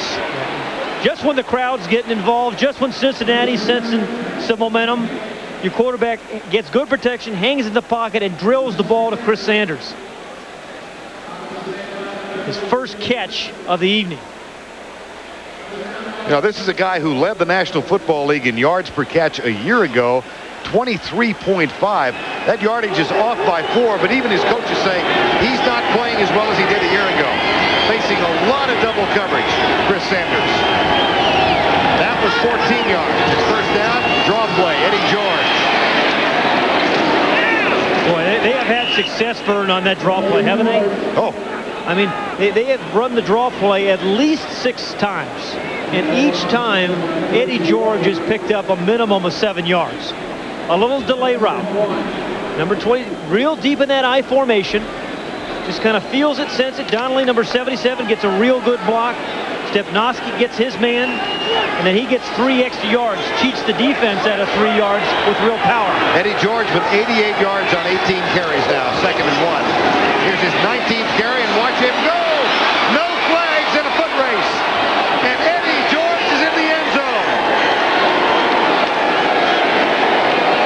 45 yards to go along with an earlier run this year of 76 yards against Jacksonville. You know, Bernie, he's a power runner that can break tackles and they can go the distance. He is a unique guy. 45 yards for Eddie George. His mother, Donna, is here tonight. Eddie George telling us last night that even though she thought it might sound silly, when he was a small boy, he told his mom, I'm going to win the Heisman someday. And he did last year, of course, and said you can't imagine the thrill when he knew that he was in the company of guys, and he mentioned these two specifically, Barry Sanders and Tim Brown. The extra point is up, and it's good. Well, it was a 70-yard drive, but 45 of it came on this play. A good cutback run by Eddie George. He's got the speed to go the distance, and we've seen all kinds of runs from Eddie George tonight.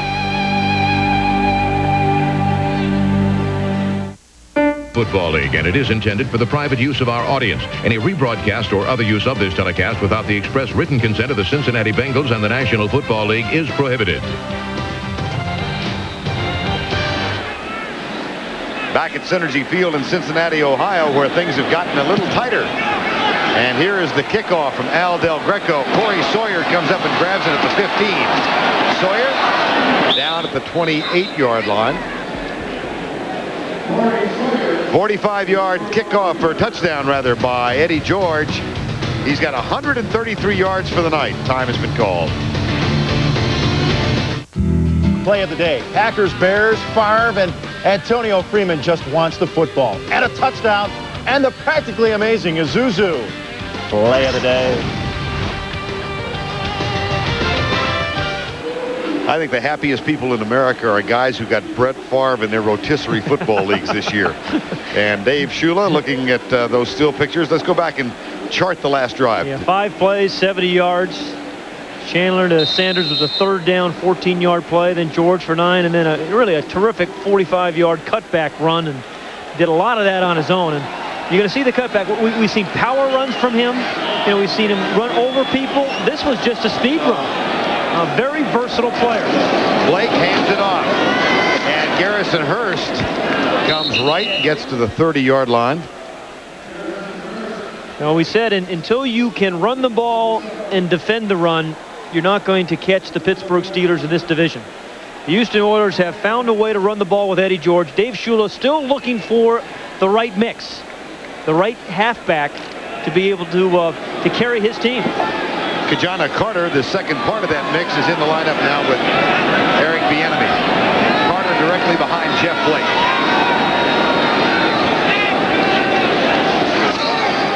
Blake, he'll run it. This is what David Shula was saying he wanted Jeff Blake to do more often. He's a nifty runner. Scored last week on a quarterback draw. And has really burned the Oilers in those 3 games where he's played so well with some scrambles. That is his 4th carry tonight for 21 yards, and it sets up a 3rd down and 2. Jeff Cothran back in. Tony McGee also back on the field. McGee sets up in a wing to the left side, backs in the eye, Cothran the short back. That's McGee in motion. They'll come left, and that would appear to be enough for the first down at the 39. See what kind of spot the Bengals are given.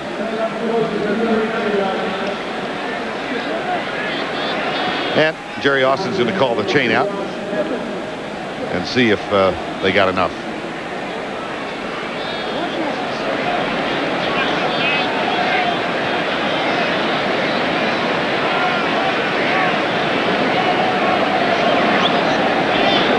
Oh, boy.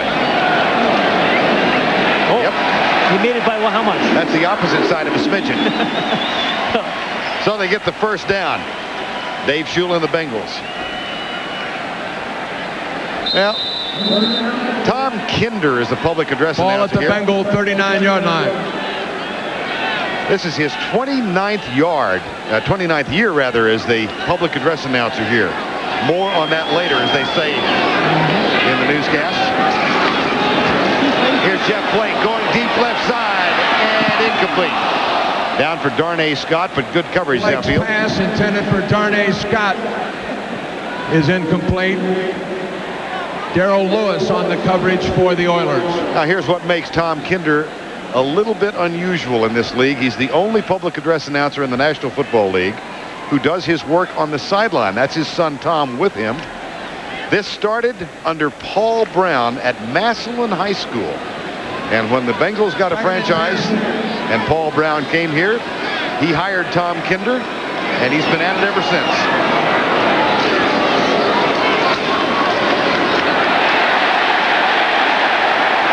Up the middle they go, Garrison Hurst. And it looked like there's a little hallway there for Garrison Hurst to kind of scoot through. And that little hallway was created by big old Melvin Tootin, number 61, who leads the way. You hug his block, pick up a block by, I think it was his tight end McGee, and Hurst rushes for the first down. Good block by the second-year guy, 305-pound Melvin Tootin. Played a little basketball at Syracuse. Moved a few bodies around. But you got a few rebounds. First and 10. Blake wants to go deep again. Goes deep for Pickens. And that one is incomplete. Contact down around the 10-yard line. You see him helping Darrell Lewis up. These guys play against each other twice a year and have a great deal of respect for one another. You know, last week, Denver was here, and again, just talking about, again, the kind of matchups that is so critical in this series. The defensive backfield for the Houston Oilers combined, all four of the best foursome in the National Football League against two great wide receivers for the Bengals. Second and 10. Cothran gets the call.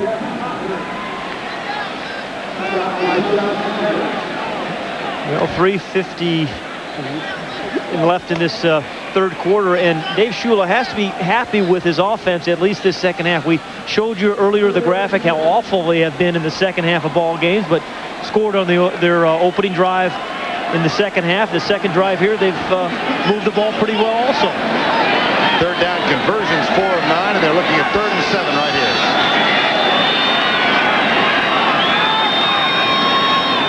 Blitz. Blake is sacked for the 4th time.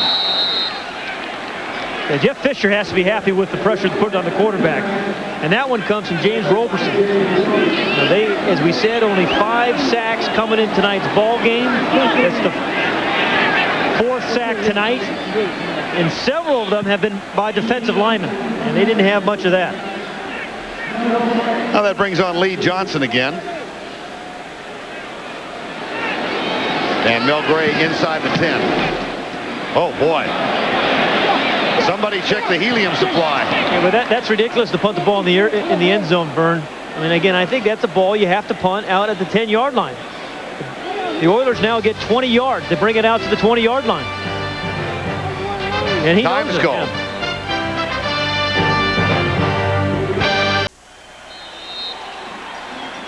And now here's tonight's GMC leaderboard. Games without a 100-yard rusher. Cincinnati has gone 53 games since they had a running back go over 100. Garrison Hurst might get there tonight. He's got 74. But he's got to wait right now while the Oilers have the ball. Chandler inside give. And they slip it to Ronnie Harmon. He moves out to the 24-yard line. Pickup of 4.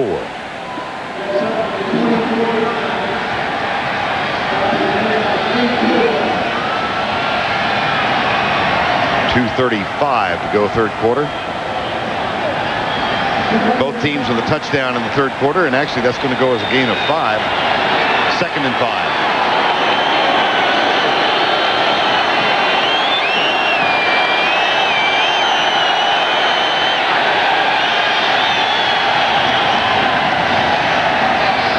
Across the middle, bobbled and dropped. Harmon That's a rare mistake. Yeah, it is. You know, and once again, they've got him matched up with a linebacker. And I think you have to keep coming back to Ronnie Harmon until they try to cover him with something else, somebody else. And again, this is a 3rd and 5 situation, and one more time, even though Ronnie Harmon dropped that one, you got to at least look at him first. Derek Russell joins Willie Davis and Chris Sanders on the field, and Harmon stays in as the 3rd down back. Wide check in a wing to the right. Derek Russell in motion. 3rd and 5. Chandler, incomplete. Intended for Russell. He was lucky he threw that ball into the dirt because Corey Sawyer was going to pick that one off, Vern. I mean, Corey Sawyer, number 23, jumped that route. And now Sawyer goes back to return the punt coming up from Reggie Roby. Roby in his 14th year in the league, 10 years with Miami, of course, as a high draft pick. And then 2 years with the Redskins, last year in Tampa Bay, and said the reason he signed with Houston was because of the dome. Yeah, wow. This is a good one. Wow. At the 20. Sawyer is hit. There'll be a flag. There'll be about 4 flags on that one.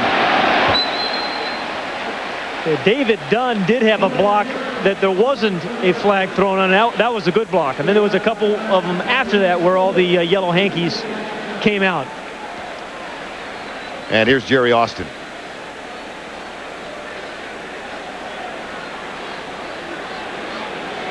Joe Wessel, the special teams coach.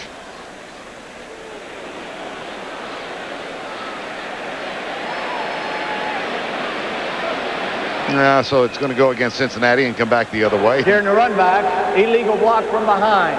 Number 31, 10 yards from the spot of the foul. 1st down. Backup defensive back Greg Myers. Yeah, it's going to come over here on the left side of the screen right there. There's one, and there's 2 of them right there. Yeah. And that's a bad circle. Sorry about that, Vern. That's about the 5th bad circle tonight. Dante did better than you.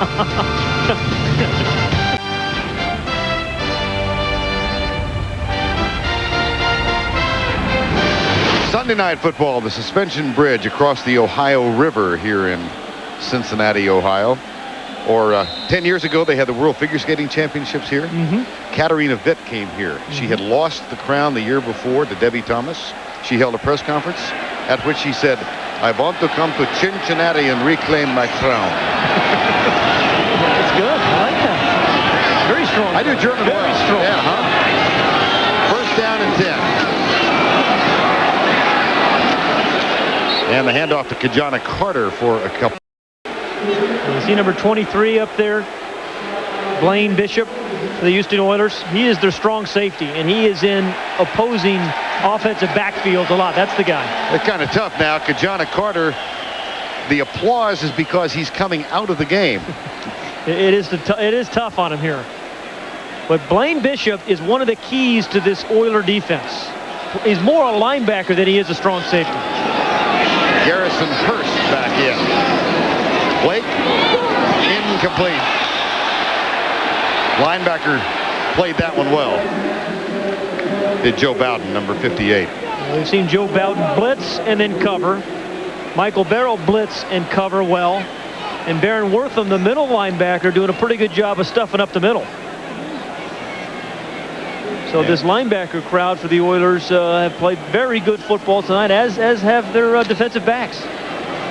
3rd and 9. Blake now 8 of 23 for 78 yards, and Eric Bieniemy is in.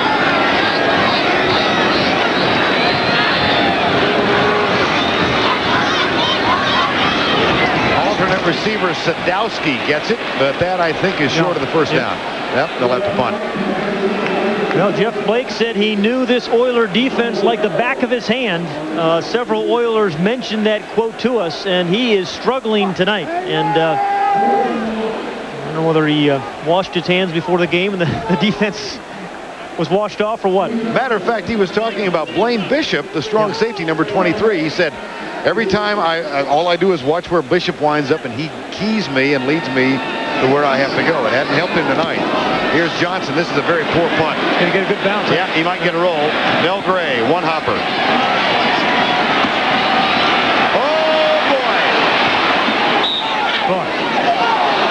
And a flag. Flags, yes, I thought so. Unnecessary roughness is going to be coming here. You know what a weapon he is. He has 90 yards in kickoff returns, and he's got a whole bunch of yards on punt returns as well. That one's 29 yards.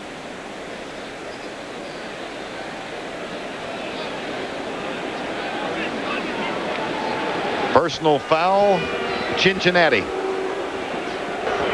Personal foul, unnecessary roughness, number 21 of the kicking team. 15 yards, first down. That's the special teams captain. Yeah, Eric Bieniemy. 29 yards. He's done it on kickoffs. He's done it on punts. I mean, just think when you think you have him cornered, he breaks a tackle. I mean, it's just no accident. Boy, you know, he and Brian Mitchell, some guys just continue to do it return after return.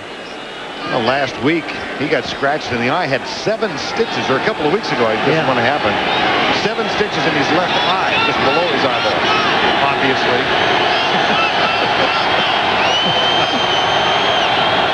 He said, stating the obvious. 1st and 10, Chandler. Deep left side, man-for-man coverage, tipped away. Jimmy Spencer, who's had a big night with a fumble return for a touchdown and an interception. He almost got his 2nd pick of the night. Oh, boy. And Eddie George was matched up against a linebacker, Steve Tovar, and was wide open. Right here. Watch these guys as you watch my octagon as I circle that one, or try to. Underthrown. I mean, again, what you want to do is give Chris Sanders at 6'1" a chance to jump up and catch it, but that ball was just underthrown. Chandler, 11 of 23, 119 yards. 2nd and 10, 20 to 17, final 21 seconds, 3rd quarter. Got a man. Little Gregory Hines on the sidelines, inbounds. It's a completed ball. Gregory Hines on the sideline. They couldn't have done it any better than that. I mean, here's the catch. Great concentrate. It started with a good route. Has the field, knows right where the first down marker is. And then a good throw there by Chris Chandler. Away from the defender. He catches the ball, dots the eye, and moves the chains. Chris Sanders with the grab. That's a first down as we end quarter number 3. John Carter, between them, they have 2 good legs. And on the field, on the first play of the 4th quarter, 1st and 10, Houston trailing by 3. Draw play, Eddie George stumbles and gets down to the 16-yard line.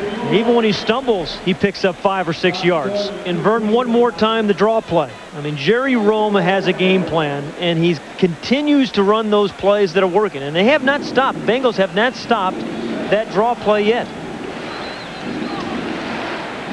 Jerry Rome, who at one time was a 3rd-string quarterback for the Cowboys behind Don Meredith and Craig Morton. That's when he didn't look like Willie Nelson. Willie Nelson didn't look like Willie Nelson. 2nd down. Eddie George down to the 15-yard line. Eddie George, of course, won the Heisman Trophy. He is trying at some point, I'm sure, to join a very small list of Heisman Trophy winners who are in the Pro Football Hall of Fame, the most recent of whom is Tony Dorsett, Earl Campbell, Doak Walker, the pride of Steamboat Springs, Colorado, Hornung, Roger Staubach, and O.J. Simpson. And ironically, Anthony Dorsett, Tony's son, is inactive tonight. He's a defensive back for the Houston Oilers. Lives with his dad in Dallas. I'm shameless. Yeah, you are. Better defend Ronnie Harmon here. 3rd and 3. Oh, what a pass! And it's incomplete at the 2. Intended for Malcolm Floyd, and Chandler had a little mustard on that one. He really did. And I tell you, the Bengals, they started off, first of all, they put a defensive back on Ronnie Harmon. So he's taken away. Ronnie Harmon's gone. They double him up with a linebacker and a defensive back. So he comes off him and just drills the ball that really should have been caught. And a helmet, I think it was Francis's helmet, knocks it right out of the grasp. Now to try and tie it up, here's Al Del Greco. 32-yard field goal. Roby Rojo. We are tied at 20. Interesting, Pat. This is the 56th game between these two teams. And in those 56 games, only 59 points separate Houston and Cincinnati. Waits his next chance with the football, but in the meantime, he's going to watch as the Bengals get ready to return the kick of Al Del Greco. 20-20 ball game. Corey Sawyer, David Dunn. Wait for the kick. That's Dunn to the left. 13:27 remaining in this one. Sawyer at the 9. Good return out to the 33-yard line, and the tackle made by Josh Evans. Well, when we came out of the break leading into the quarter, you saw that graphic that the running backs for Cincinnati have averaged 1.9 yards in the fourth quarter. But Garrison Hurst playing very well so far tonight. Yeah, 74 yards tonight. Had 71 yards last week on 10 carries. And again, one of their goals, and they have to figure it out pretty quickly, these Bengals, is who is going to be that running back. And it looks more and more like it's going to be Garrison Hurst. He's on the field on first down and 10 in a 20-20 game. Derek Brills, the center, will snap it back to Jeff Blake. That's Sadowski. Here's the toss.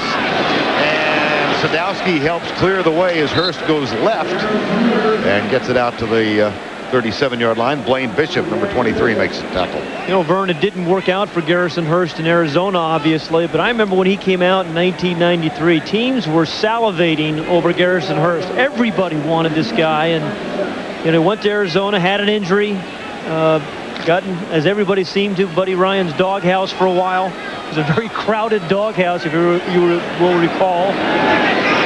2nd and 7. Oh, what a quick burst. And that's going to be a first down at the 45-yard line. You know, go back, Pat, to his circumstance at Arizona. He really was victimized by the salary cap. Yeah. They asked him to renegotiate and take a lower salary, and he said no. And then the Bengals were one of the few teams that had room under the cap, and you know, he's making the most of the opportunity here. He's making the most money in the opportunity. A couple of million a year. Well, you know, I think in the fourth quarter in particular, we saw earlier how bad they did run the football. In close ball games, this is in particular where you need to run the ball well. 1st and 10. Blake. Oh, boy. Michael Barrow. That's 6. Oh. At least he had 6. Yeah, that may have been 12. Yeah.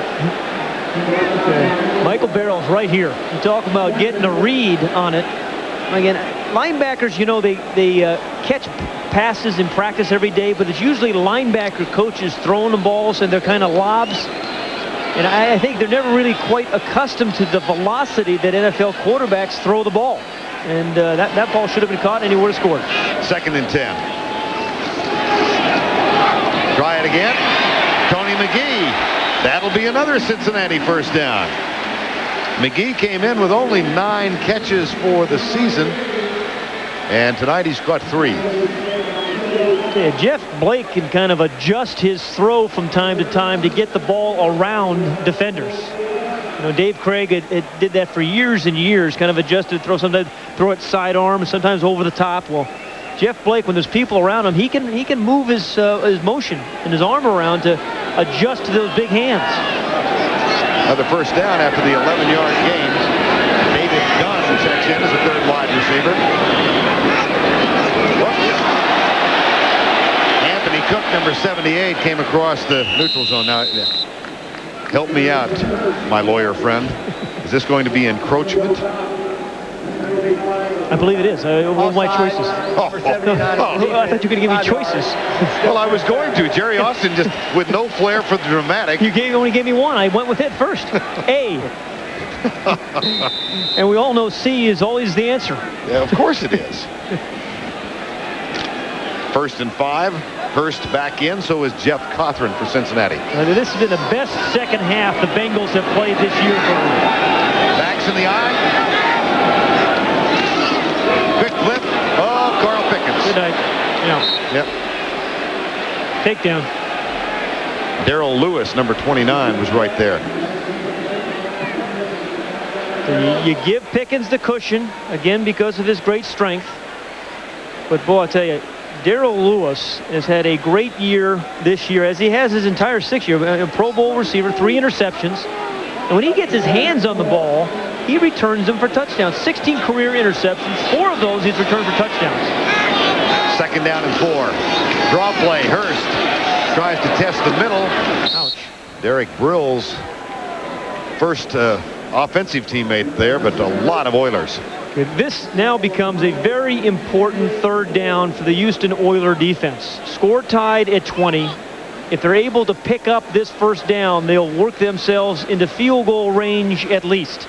So Jeff Fisher, a very defensive-minded coach, an aggressive defensive coach, this is the time he likes to bring people and bring linebackers. The enemy is in the backfield. 2 wide receivers to the right. Dunn and Pickens. Here comes the all-out blitz, and they slip it to the enemy, and they get the quick opener.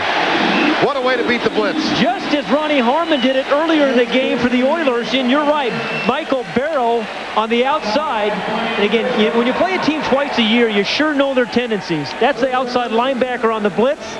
A little give inside to Bieniemy, right where the blitzing linebacker had come. And a good, powerful run ends up in a really important 1st down for the Bengals, because now they're in field goal range. 1st down and 10, and Kajana Carter, number 32, is in the backfield. He's carried twice tonight for 3 yards. Blake will throw. Darnay Scott at the 27-yard line.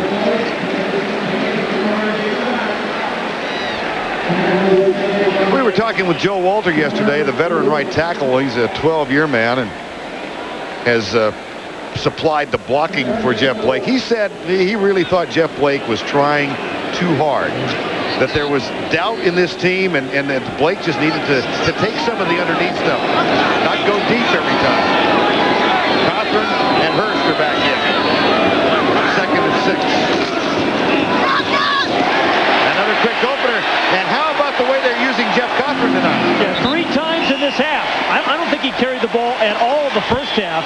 3 times. Once on the opening drive of the 2nd half, and right here when they get inside the scoring range again. He is the fullback. Everybody thinks the tailback's going to get the ball. They overrun it because the tailback had gone outside. And Bruce Coslet's got a nice little mix going of fullback and halfback, and using his tight end, his wide receivers.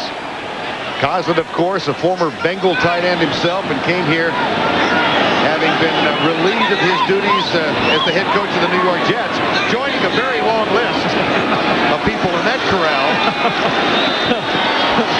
And here's McGee, fighting for yardage down at the 1. Tony McGee.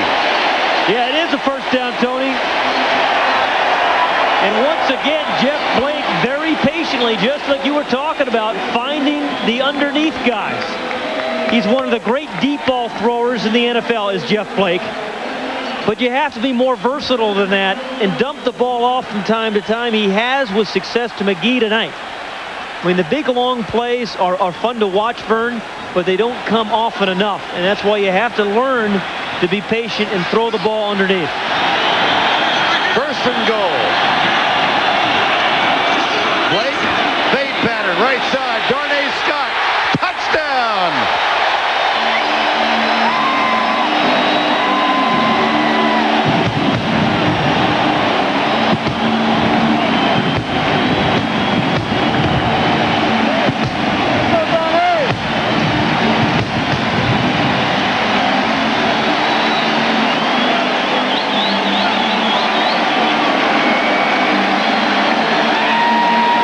Doug Pelfrey on for the extra point.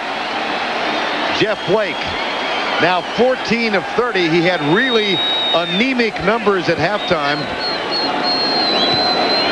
The extra point is up and good, and Blake has come alive. Take a look at the touchdown, Pat. Yeah, both the defenders go right here for Pickens. And it leaves Darnay Scott wide open for his 4th reception in this second half.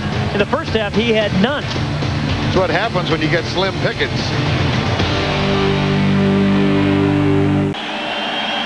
Jeff Blake, and when he does smile, he really becomes a handsome young man.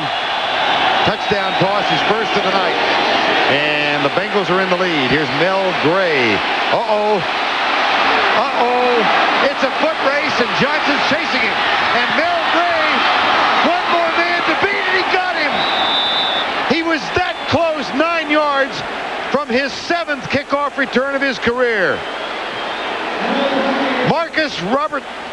Greg Myers got him. Unbelievable. You know, prior to that kickoff return, Vern, he had 175 yards before this 88-yard return. You do the math for me. 175 before this 88-yard return. And again, there's no accident. I mean, he just keeps doing it. I mean, first he had great vision like good running backs do. The strength, he kind of breaks one tackle. And then the saving tackle by Greg Myers. But 175 yards prior to that 88-yard return. This guy is absolutely a weapon. 3 punt returns for 86 yards. You can see the average. And 5 kickoff returns. That is one phenomenal evening for Mel Gray. All of this at the age of 35. Boy. You know, and just when you think the Bengals, you know, have the game in hand, Mel Gray turns the tables on. And great special teams players can do that. His last kickoff return for a touchdown was in 1994. He had 3 that year, and he was within 10 yards of number 7 for his career. Draw play. Eddie George, about 3 yards. And we have 6:15 remaining in this one. Well, the good offensive teams in the NFL today not only have good special teams players like Mel Gray, but the good offensive teams, when they get down inside the 10, can either run it in or they can throw it in. And with Eddie George, they have a power back that can get it in, and they've got strong wide receivers to be able to throw it in. 2nd and 7. 2nd and goal from the 7. Chandler looking left all the way into the end zone, deep, tipped away, incomplete. Jimmy Spencer again, got a thumb on it. You love these themes, don't you? I am a Scandinavian theme park. Yeah, and it keeps that thumb away from that high five. And trying to hit their big, strong receiver, Sanders inside, and that's just beautifully played by Spencer. No pass interference, gets the right hand out of the way.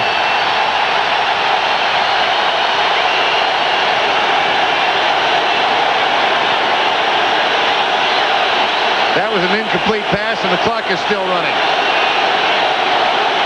Jeff Fisher beside himself on the sideline. There is a touchdown to Derek Russell. But Jeff Fisher had his mind on the clock. It never stopped. Well, it's moot at this point. Would have been fun to kind of see the Oilers go for a 2-point play, but with 5:05, they're going to kick the extra point. It has been a day of 2-point plays in the NFL. 8 of them attempted today, 7 successfully. Love those 2-pointers. God, I do. I really do. But this is going to be a 1-point attempt. Well, I wonder if they'll go back and look at the play-by-play and determine how much time ran off the clock that should not have. The clock shows 5:05 remaining in the game, and it never did stop after the incomplete pass to play by Spencer. But Russell got the touchdown from Chandler. And go back and take a look at the touchdown.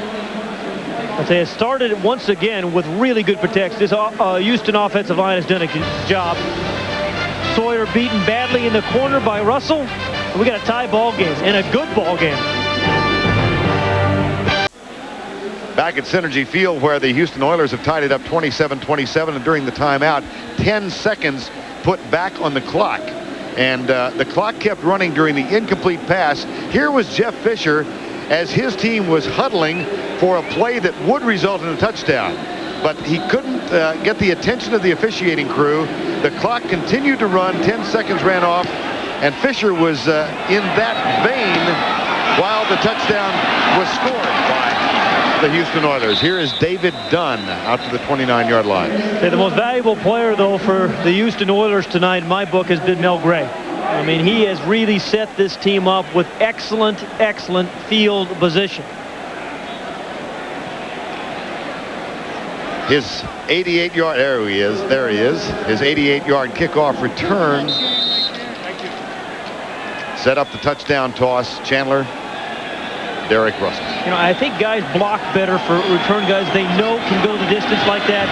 I think he gets better blocking because there's a lot of hope by the guys up front. First and 10, 27 all, 5:06 to go. Real quick toss left side to Carl Pickens, number 81. Well, they ran that play on the other side against Darrell Lewis and got squat. Absolutely zero, nada. This time, he picks up, a good, 6 yards against the other corner, Chris Dishman. Thinking this is a big, strong receiver, like a fullback after he catches the ball. Pushes Dishman for 5 yards.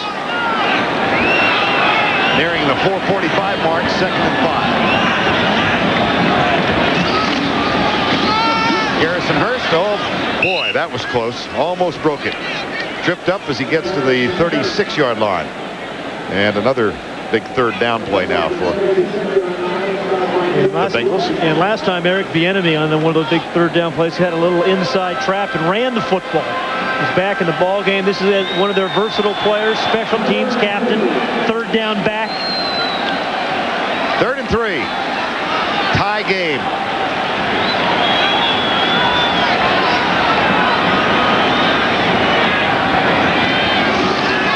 No blitz. Incomplete pass. Boy, did Baron Wortham read that one. I mean, he knew that Jeff Blake was going to go to his tight end, Tony McGee. And Wortham, the middle linebacker, was all over it like a cat on Velcro. Nice visual. Yeah, right here. Imagine that cat on Velcro. He sees it, reads it. And again, just the velocity, I think, of the pass surprised these linebackers. They have to have some hard passes thrown at them next week, I think. Malcolm Floyd is back. They're going to rest Mel Gray. Here is Lee Johnson. And Malcolm Floyd, who has not returned to punt this year, will not take this opportunity. Floyd lets it fall to the earth in front of him. Oilers get it back. 3:53 remaining. In a tie ball game, Houston and Cincinnati. The Oilers 2-2 coming in. The Bengals 1-3. Both teams with such high expectations. First meeting between the two this year. And any division game worth its double the weight. Yeah, and this is a get-well game for the team that wins this. Because both these teams need to get well. 1st and 10.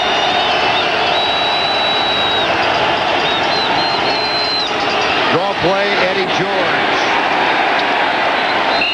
That takes him to a new career high, a career that's only in his 5th game. But he has now carried 23 times for 146 yards. And as you took a look at the Slate scoreboard.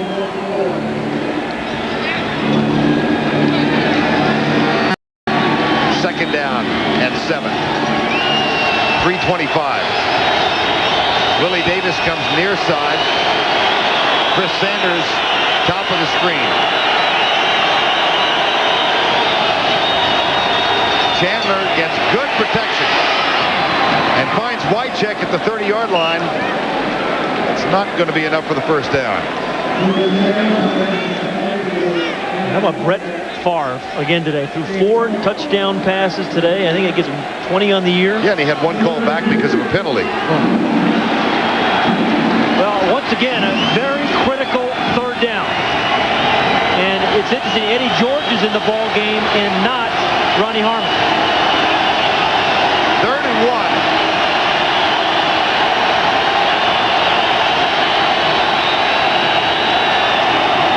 Eddie George.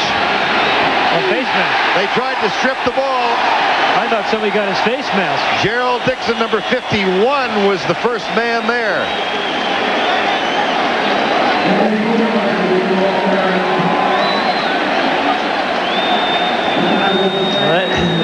That is good short yardage defense, but it looked like somebody got a hand on his face mask, Vern. But Jerry Austin is going to bring the chains out, or the chain. And here is the stretch.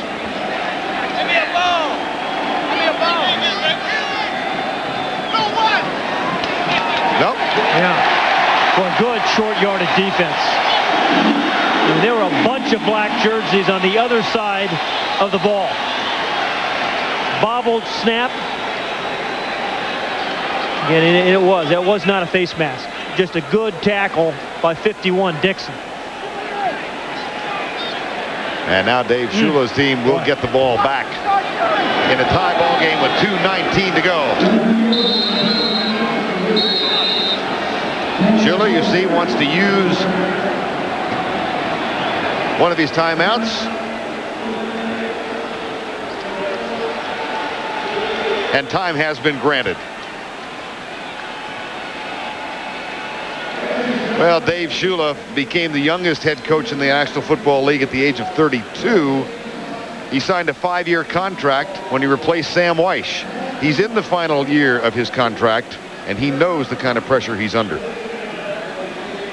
This is a big year for us. I'm in the last year of my contract. I understand that, and we haven't had success here in recent years. We've got to get it done this year. What else can you say?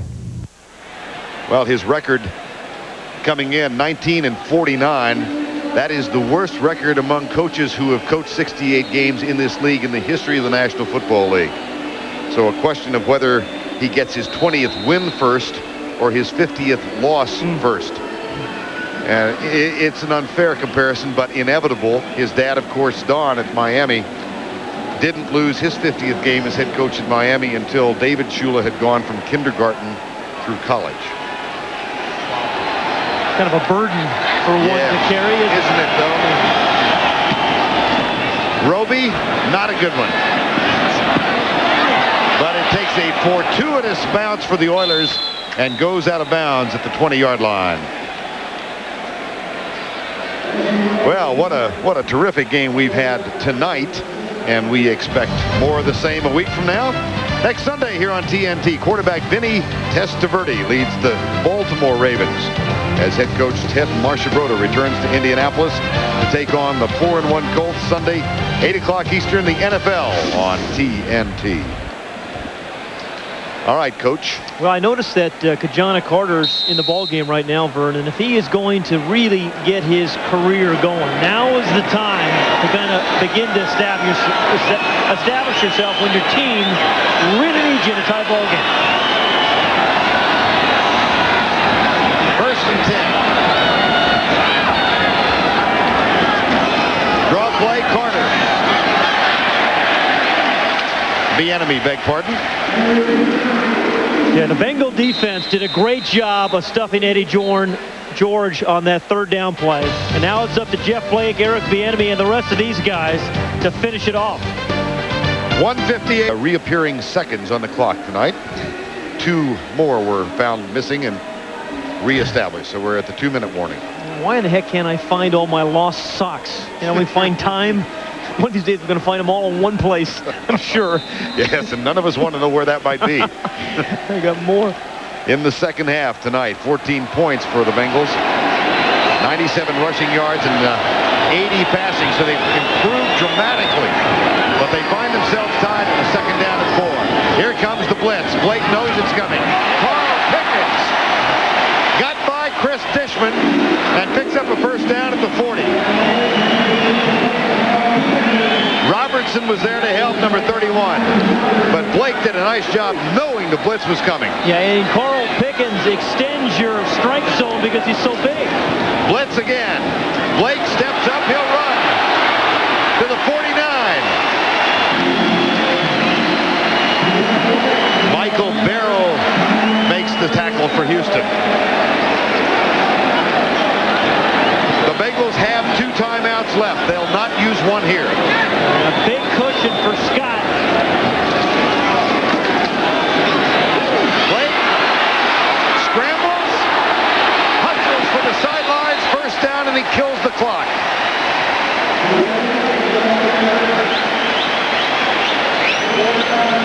Well, what Jeff Blake has to be thinking about is a couple things with just 1:09 remaining.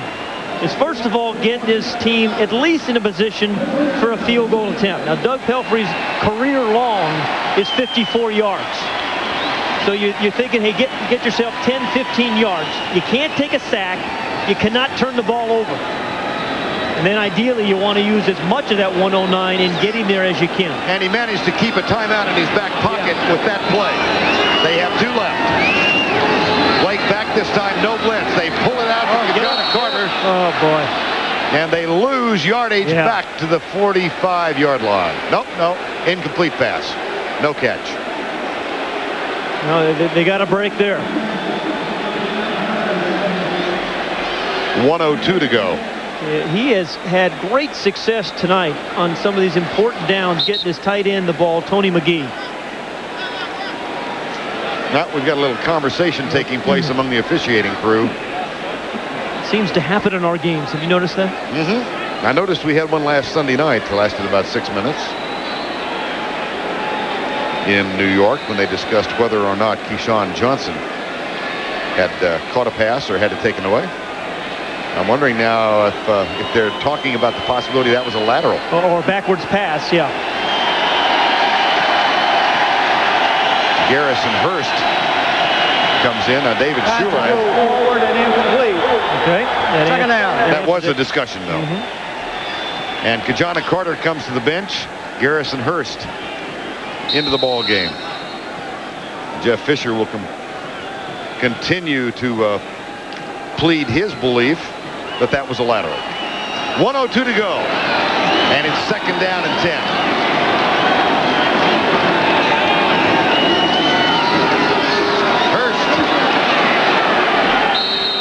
Interesting call. Josh Evans, number 91, makes the tackle. The Bengals use a timeout. They have 1 left.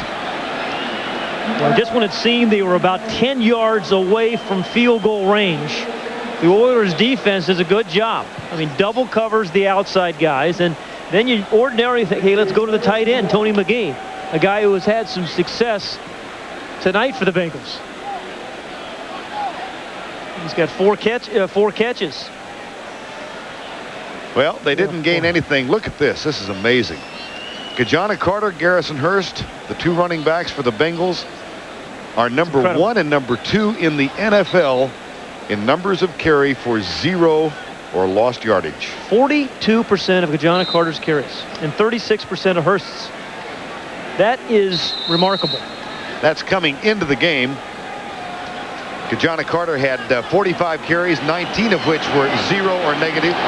Garrison Hurst was 9 of 25. Third down. Need about 15 yards, really.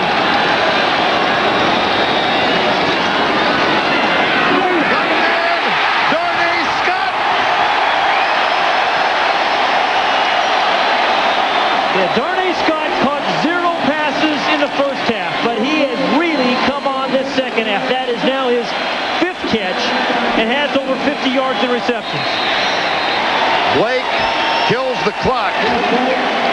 But no, he does. The clock is still running. Well, he did kill it. We got a clock problem again. Either that or a clock operator with a very slow finger. It's still running. He downed the ball.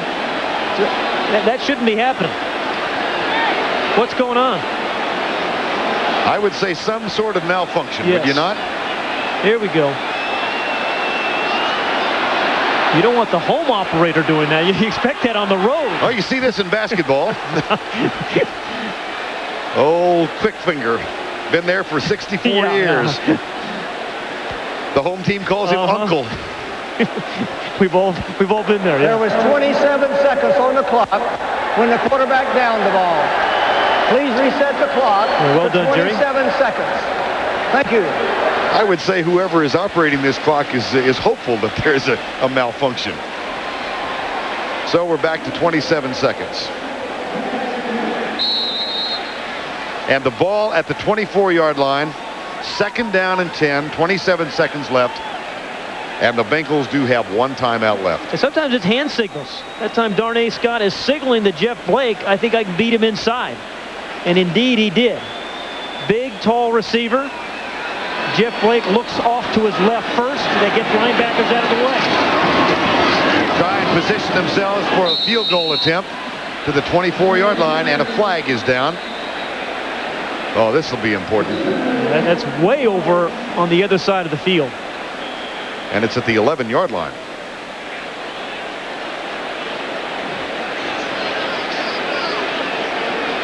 See, Fisher thinks it might be holding.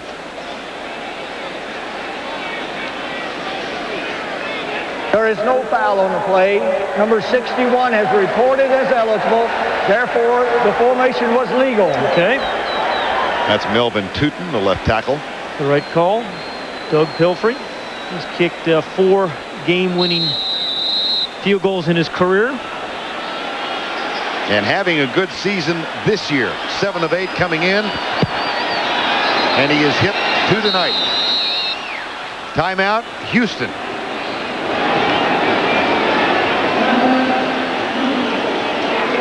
And Jeff Fisher uses one of his timeouts. He has 2 left. And that stops the clock. 10 seconds left. These are the agonizing moments for coaches. I mean, you've done all that you can. You know that you're already in field goal range. And disappointing ones for quarterbacks as well. Yeah, Doug Pelfrey signed a new 5-year contract with the Bengals this summer.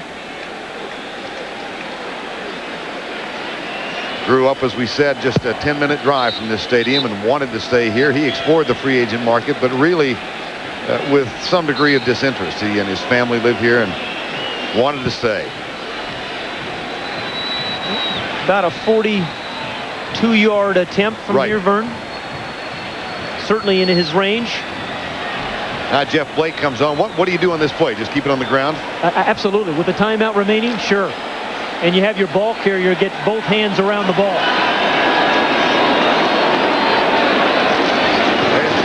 Blake, timeout is called with 7 seconds left.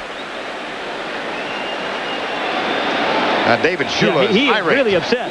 You know, I think what he's upset about is he has the quarterback carry the ball, and he's generally the one calling the timeouts. And his quarterback was buried in a defensive pile right there. And I think that's what he's upset about. Watch Shula on the sideline. He's afraid the clock's going to run out. They did get it stopped at 7 seconds. Well, it's Doug Pelfrey time at Synergy Field. Greg Truitt is the man who will snap it back. Lee Johnson is the guy who will hold it. We carry our own signs, right? I hope we didn't make that one. And here's the attempt at the game winner. Oh, he missed it wide right.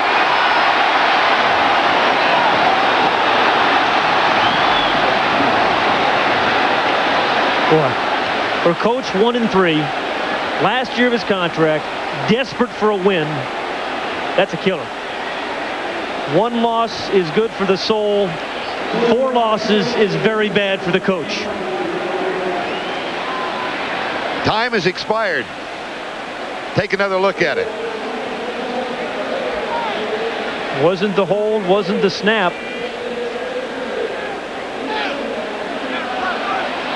Boy, he didn't miss by much, but he pushed it right. Jeff Fisher realizing that he's got new life.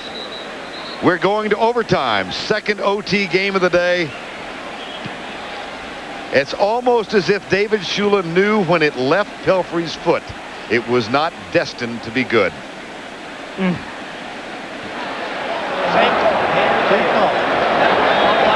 Bruce Matthews in his 14th year. heads. Cincinnati will have the ball. Bieniemy to call it.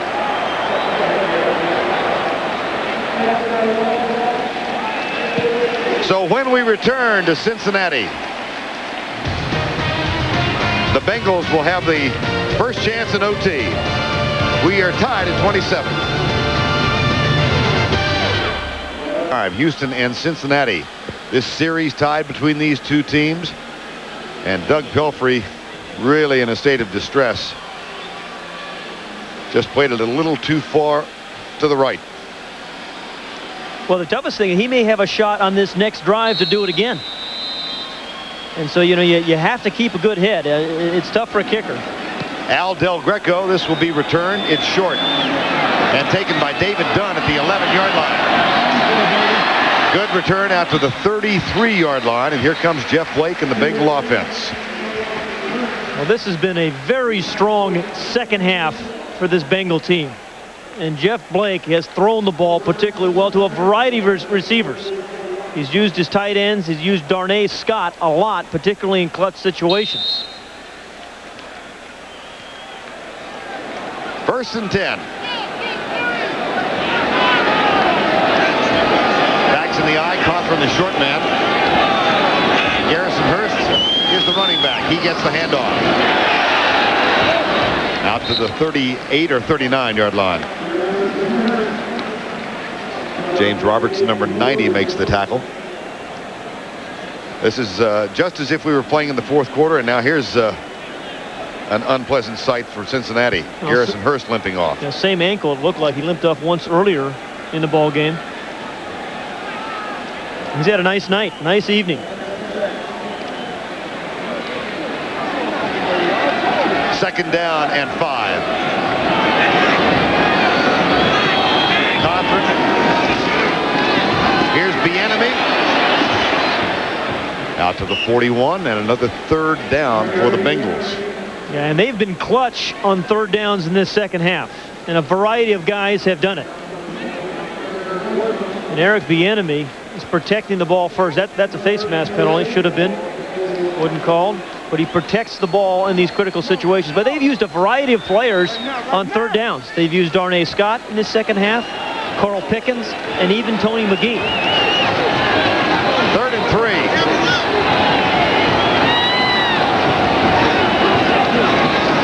Blitz. Blake finds a man. First down, Cincinnati. Darnay Scott again. Yeah, and another inside route. And a flag down. Cincinnati's changed it up because the Oilers expected Darnay Scott to run all outside routes. Pass interference, number 82 of the offense, 10 yards, repeat 3rd down. Well, I think David Shula may have a legitimate gripe here. Here's McGee, number 82, the tight end. They call offensive pass interference. You cannot block someone when the ball is in the air. That doesn't really, to me, classify as a block. But they call that offensive pass interference. Boy, in overtime, you know, penalties are even more important. And that gives them a 3rd down and 12. Scott goes wide left.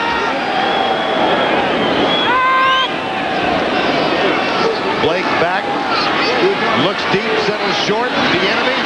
But it will be 4th down from the 36-yard line. And Mel Gray now becomes the most important guy in this stadium. I mean, certainly for the Houston Oilers. He is not coming in. Boy, that's a bad break for the Oilers. Remember, he got injured in that one 88-yard kickoff return after he had about a gazillion yards on returns tonight. So that brings Malcolm Floyd back into play. Gray on the bench with a bad elbow. And Malcolm Floyd, who has yet to return a punt this season, is back to wait for Lee Johnson's effort. Wow. Nice and high, and Floyd at the 18. Oh! Ouch! How did he hang on? Corey Sawyer delivered the blow. Ouch! Oh. You're right. How did he hold on to that thing? Malcolm Floyd. I mean, just have a look. Boy, There wasn't much time separation between when the ball got there and Corey Sawyer did. Just remarkable that he's able to hold on to that thing. I think it was actually pinned to his chest by Sawyer. 1st and 10, Houston. Remarkable that Floyd retained possession. Chandler with one back. George. And time is called.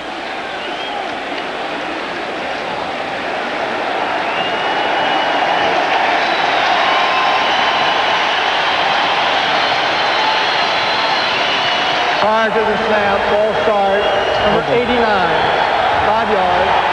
It's still first down. That's Frank Wycheck. You know, Houston has to go 80 yards right now. You see what they've done. They've only scored 14% of the time touchdowns, only 17% on any kind of score. So clearly the odds are way against an 80-yard drive. 1st and 15.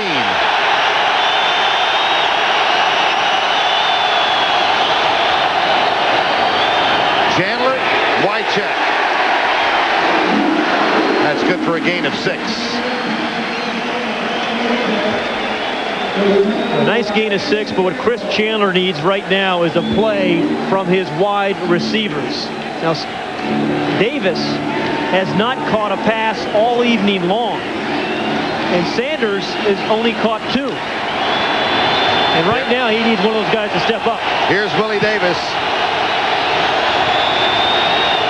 Sanders wide to the right. 2nd and 12. Play action. Chandler goes deep and across the middle of the crossing route. And here's Willie Davis.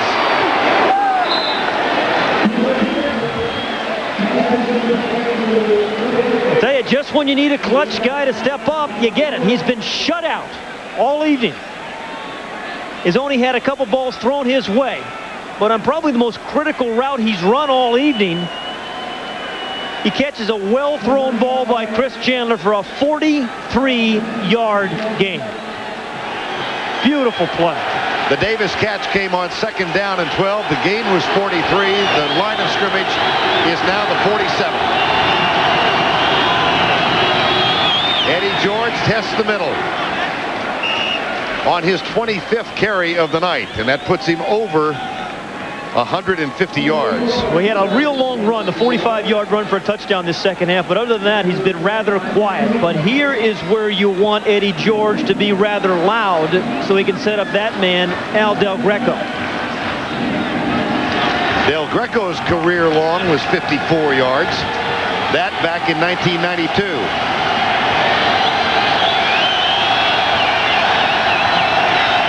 Second and 6. Chandler into the flat, Eddie George.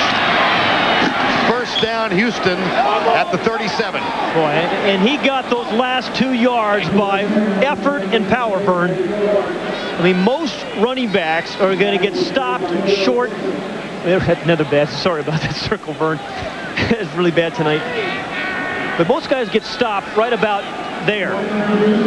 He just runs right over the linebacker, Dixon. 1st and 10.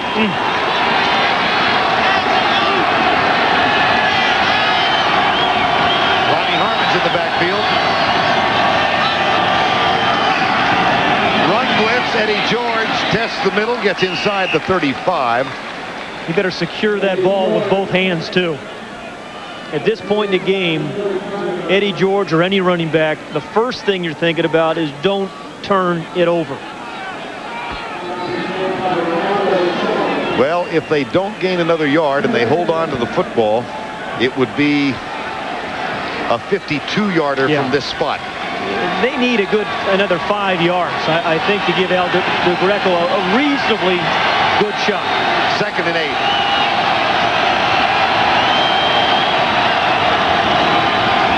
Chandler into the flat. Jimmy Spencer makes the tackle on Willie Davis, but they got 3 more. 2 key catches by Willie Davis on this drive. One for 43, that one only for about 4 yards.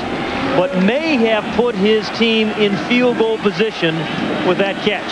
And once again, we've talked about it before. This is where Ronnie Harmon, on these third down situations, you defend him first, I think. 3rd and 4.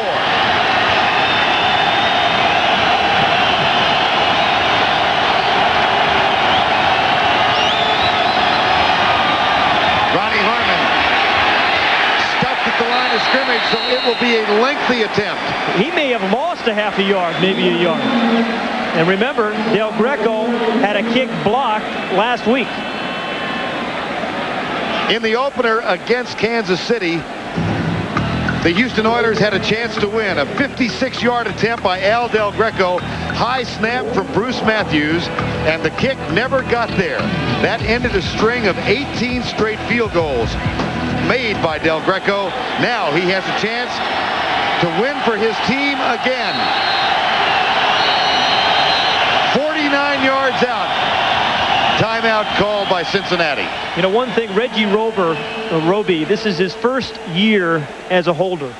You know, and these guys go through clutch situations and pressure situations, but this is a new one, a different kind of pressure for Reggie Roby.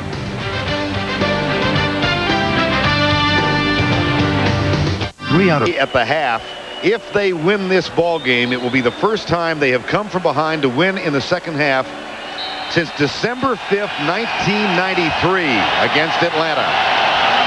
Jeff Fisher looks on. Bruce Matthews will snap it. Reggie Roby will hold it. Del Greco will kick it from 49 yards away for the victory. Oh, he got it. It was a knuckleball. And Jeff Fisher and the Houston Oilers have come on the road. They dodge a shotgun when Pelfrey misses at the gun in regulation from 42. And Willie Davis's 43-yard grab on a 2nd down and 12 sets up the Oilers for the victory.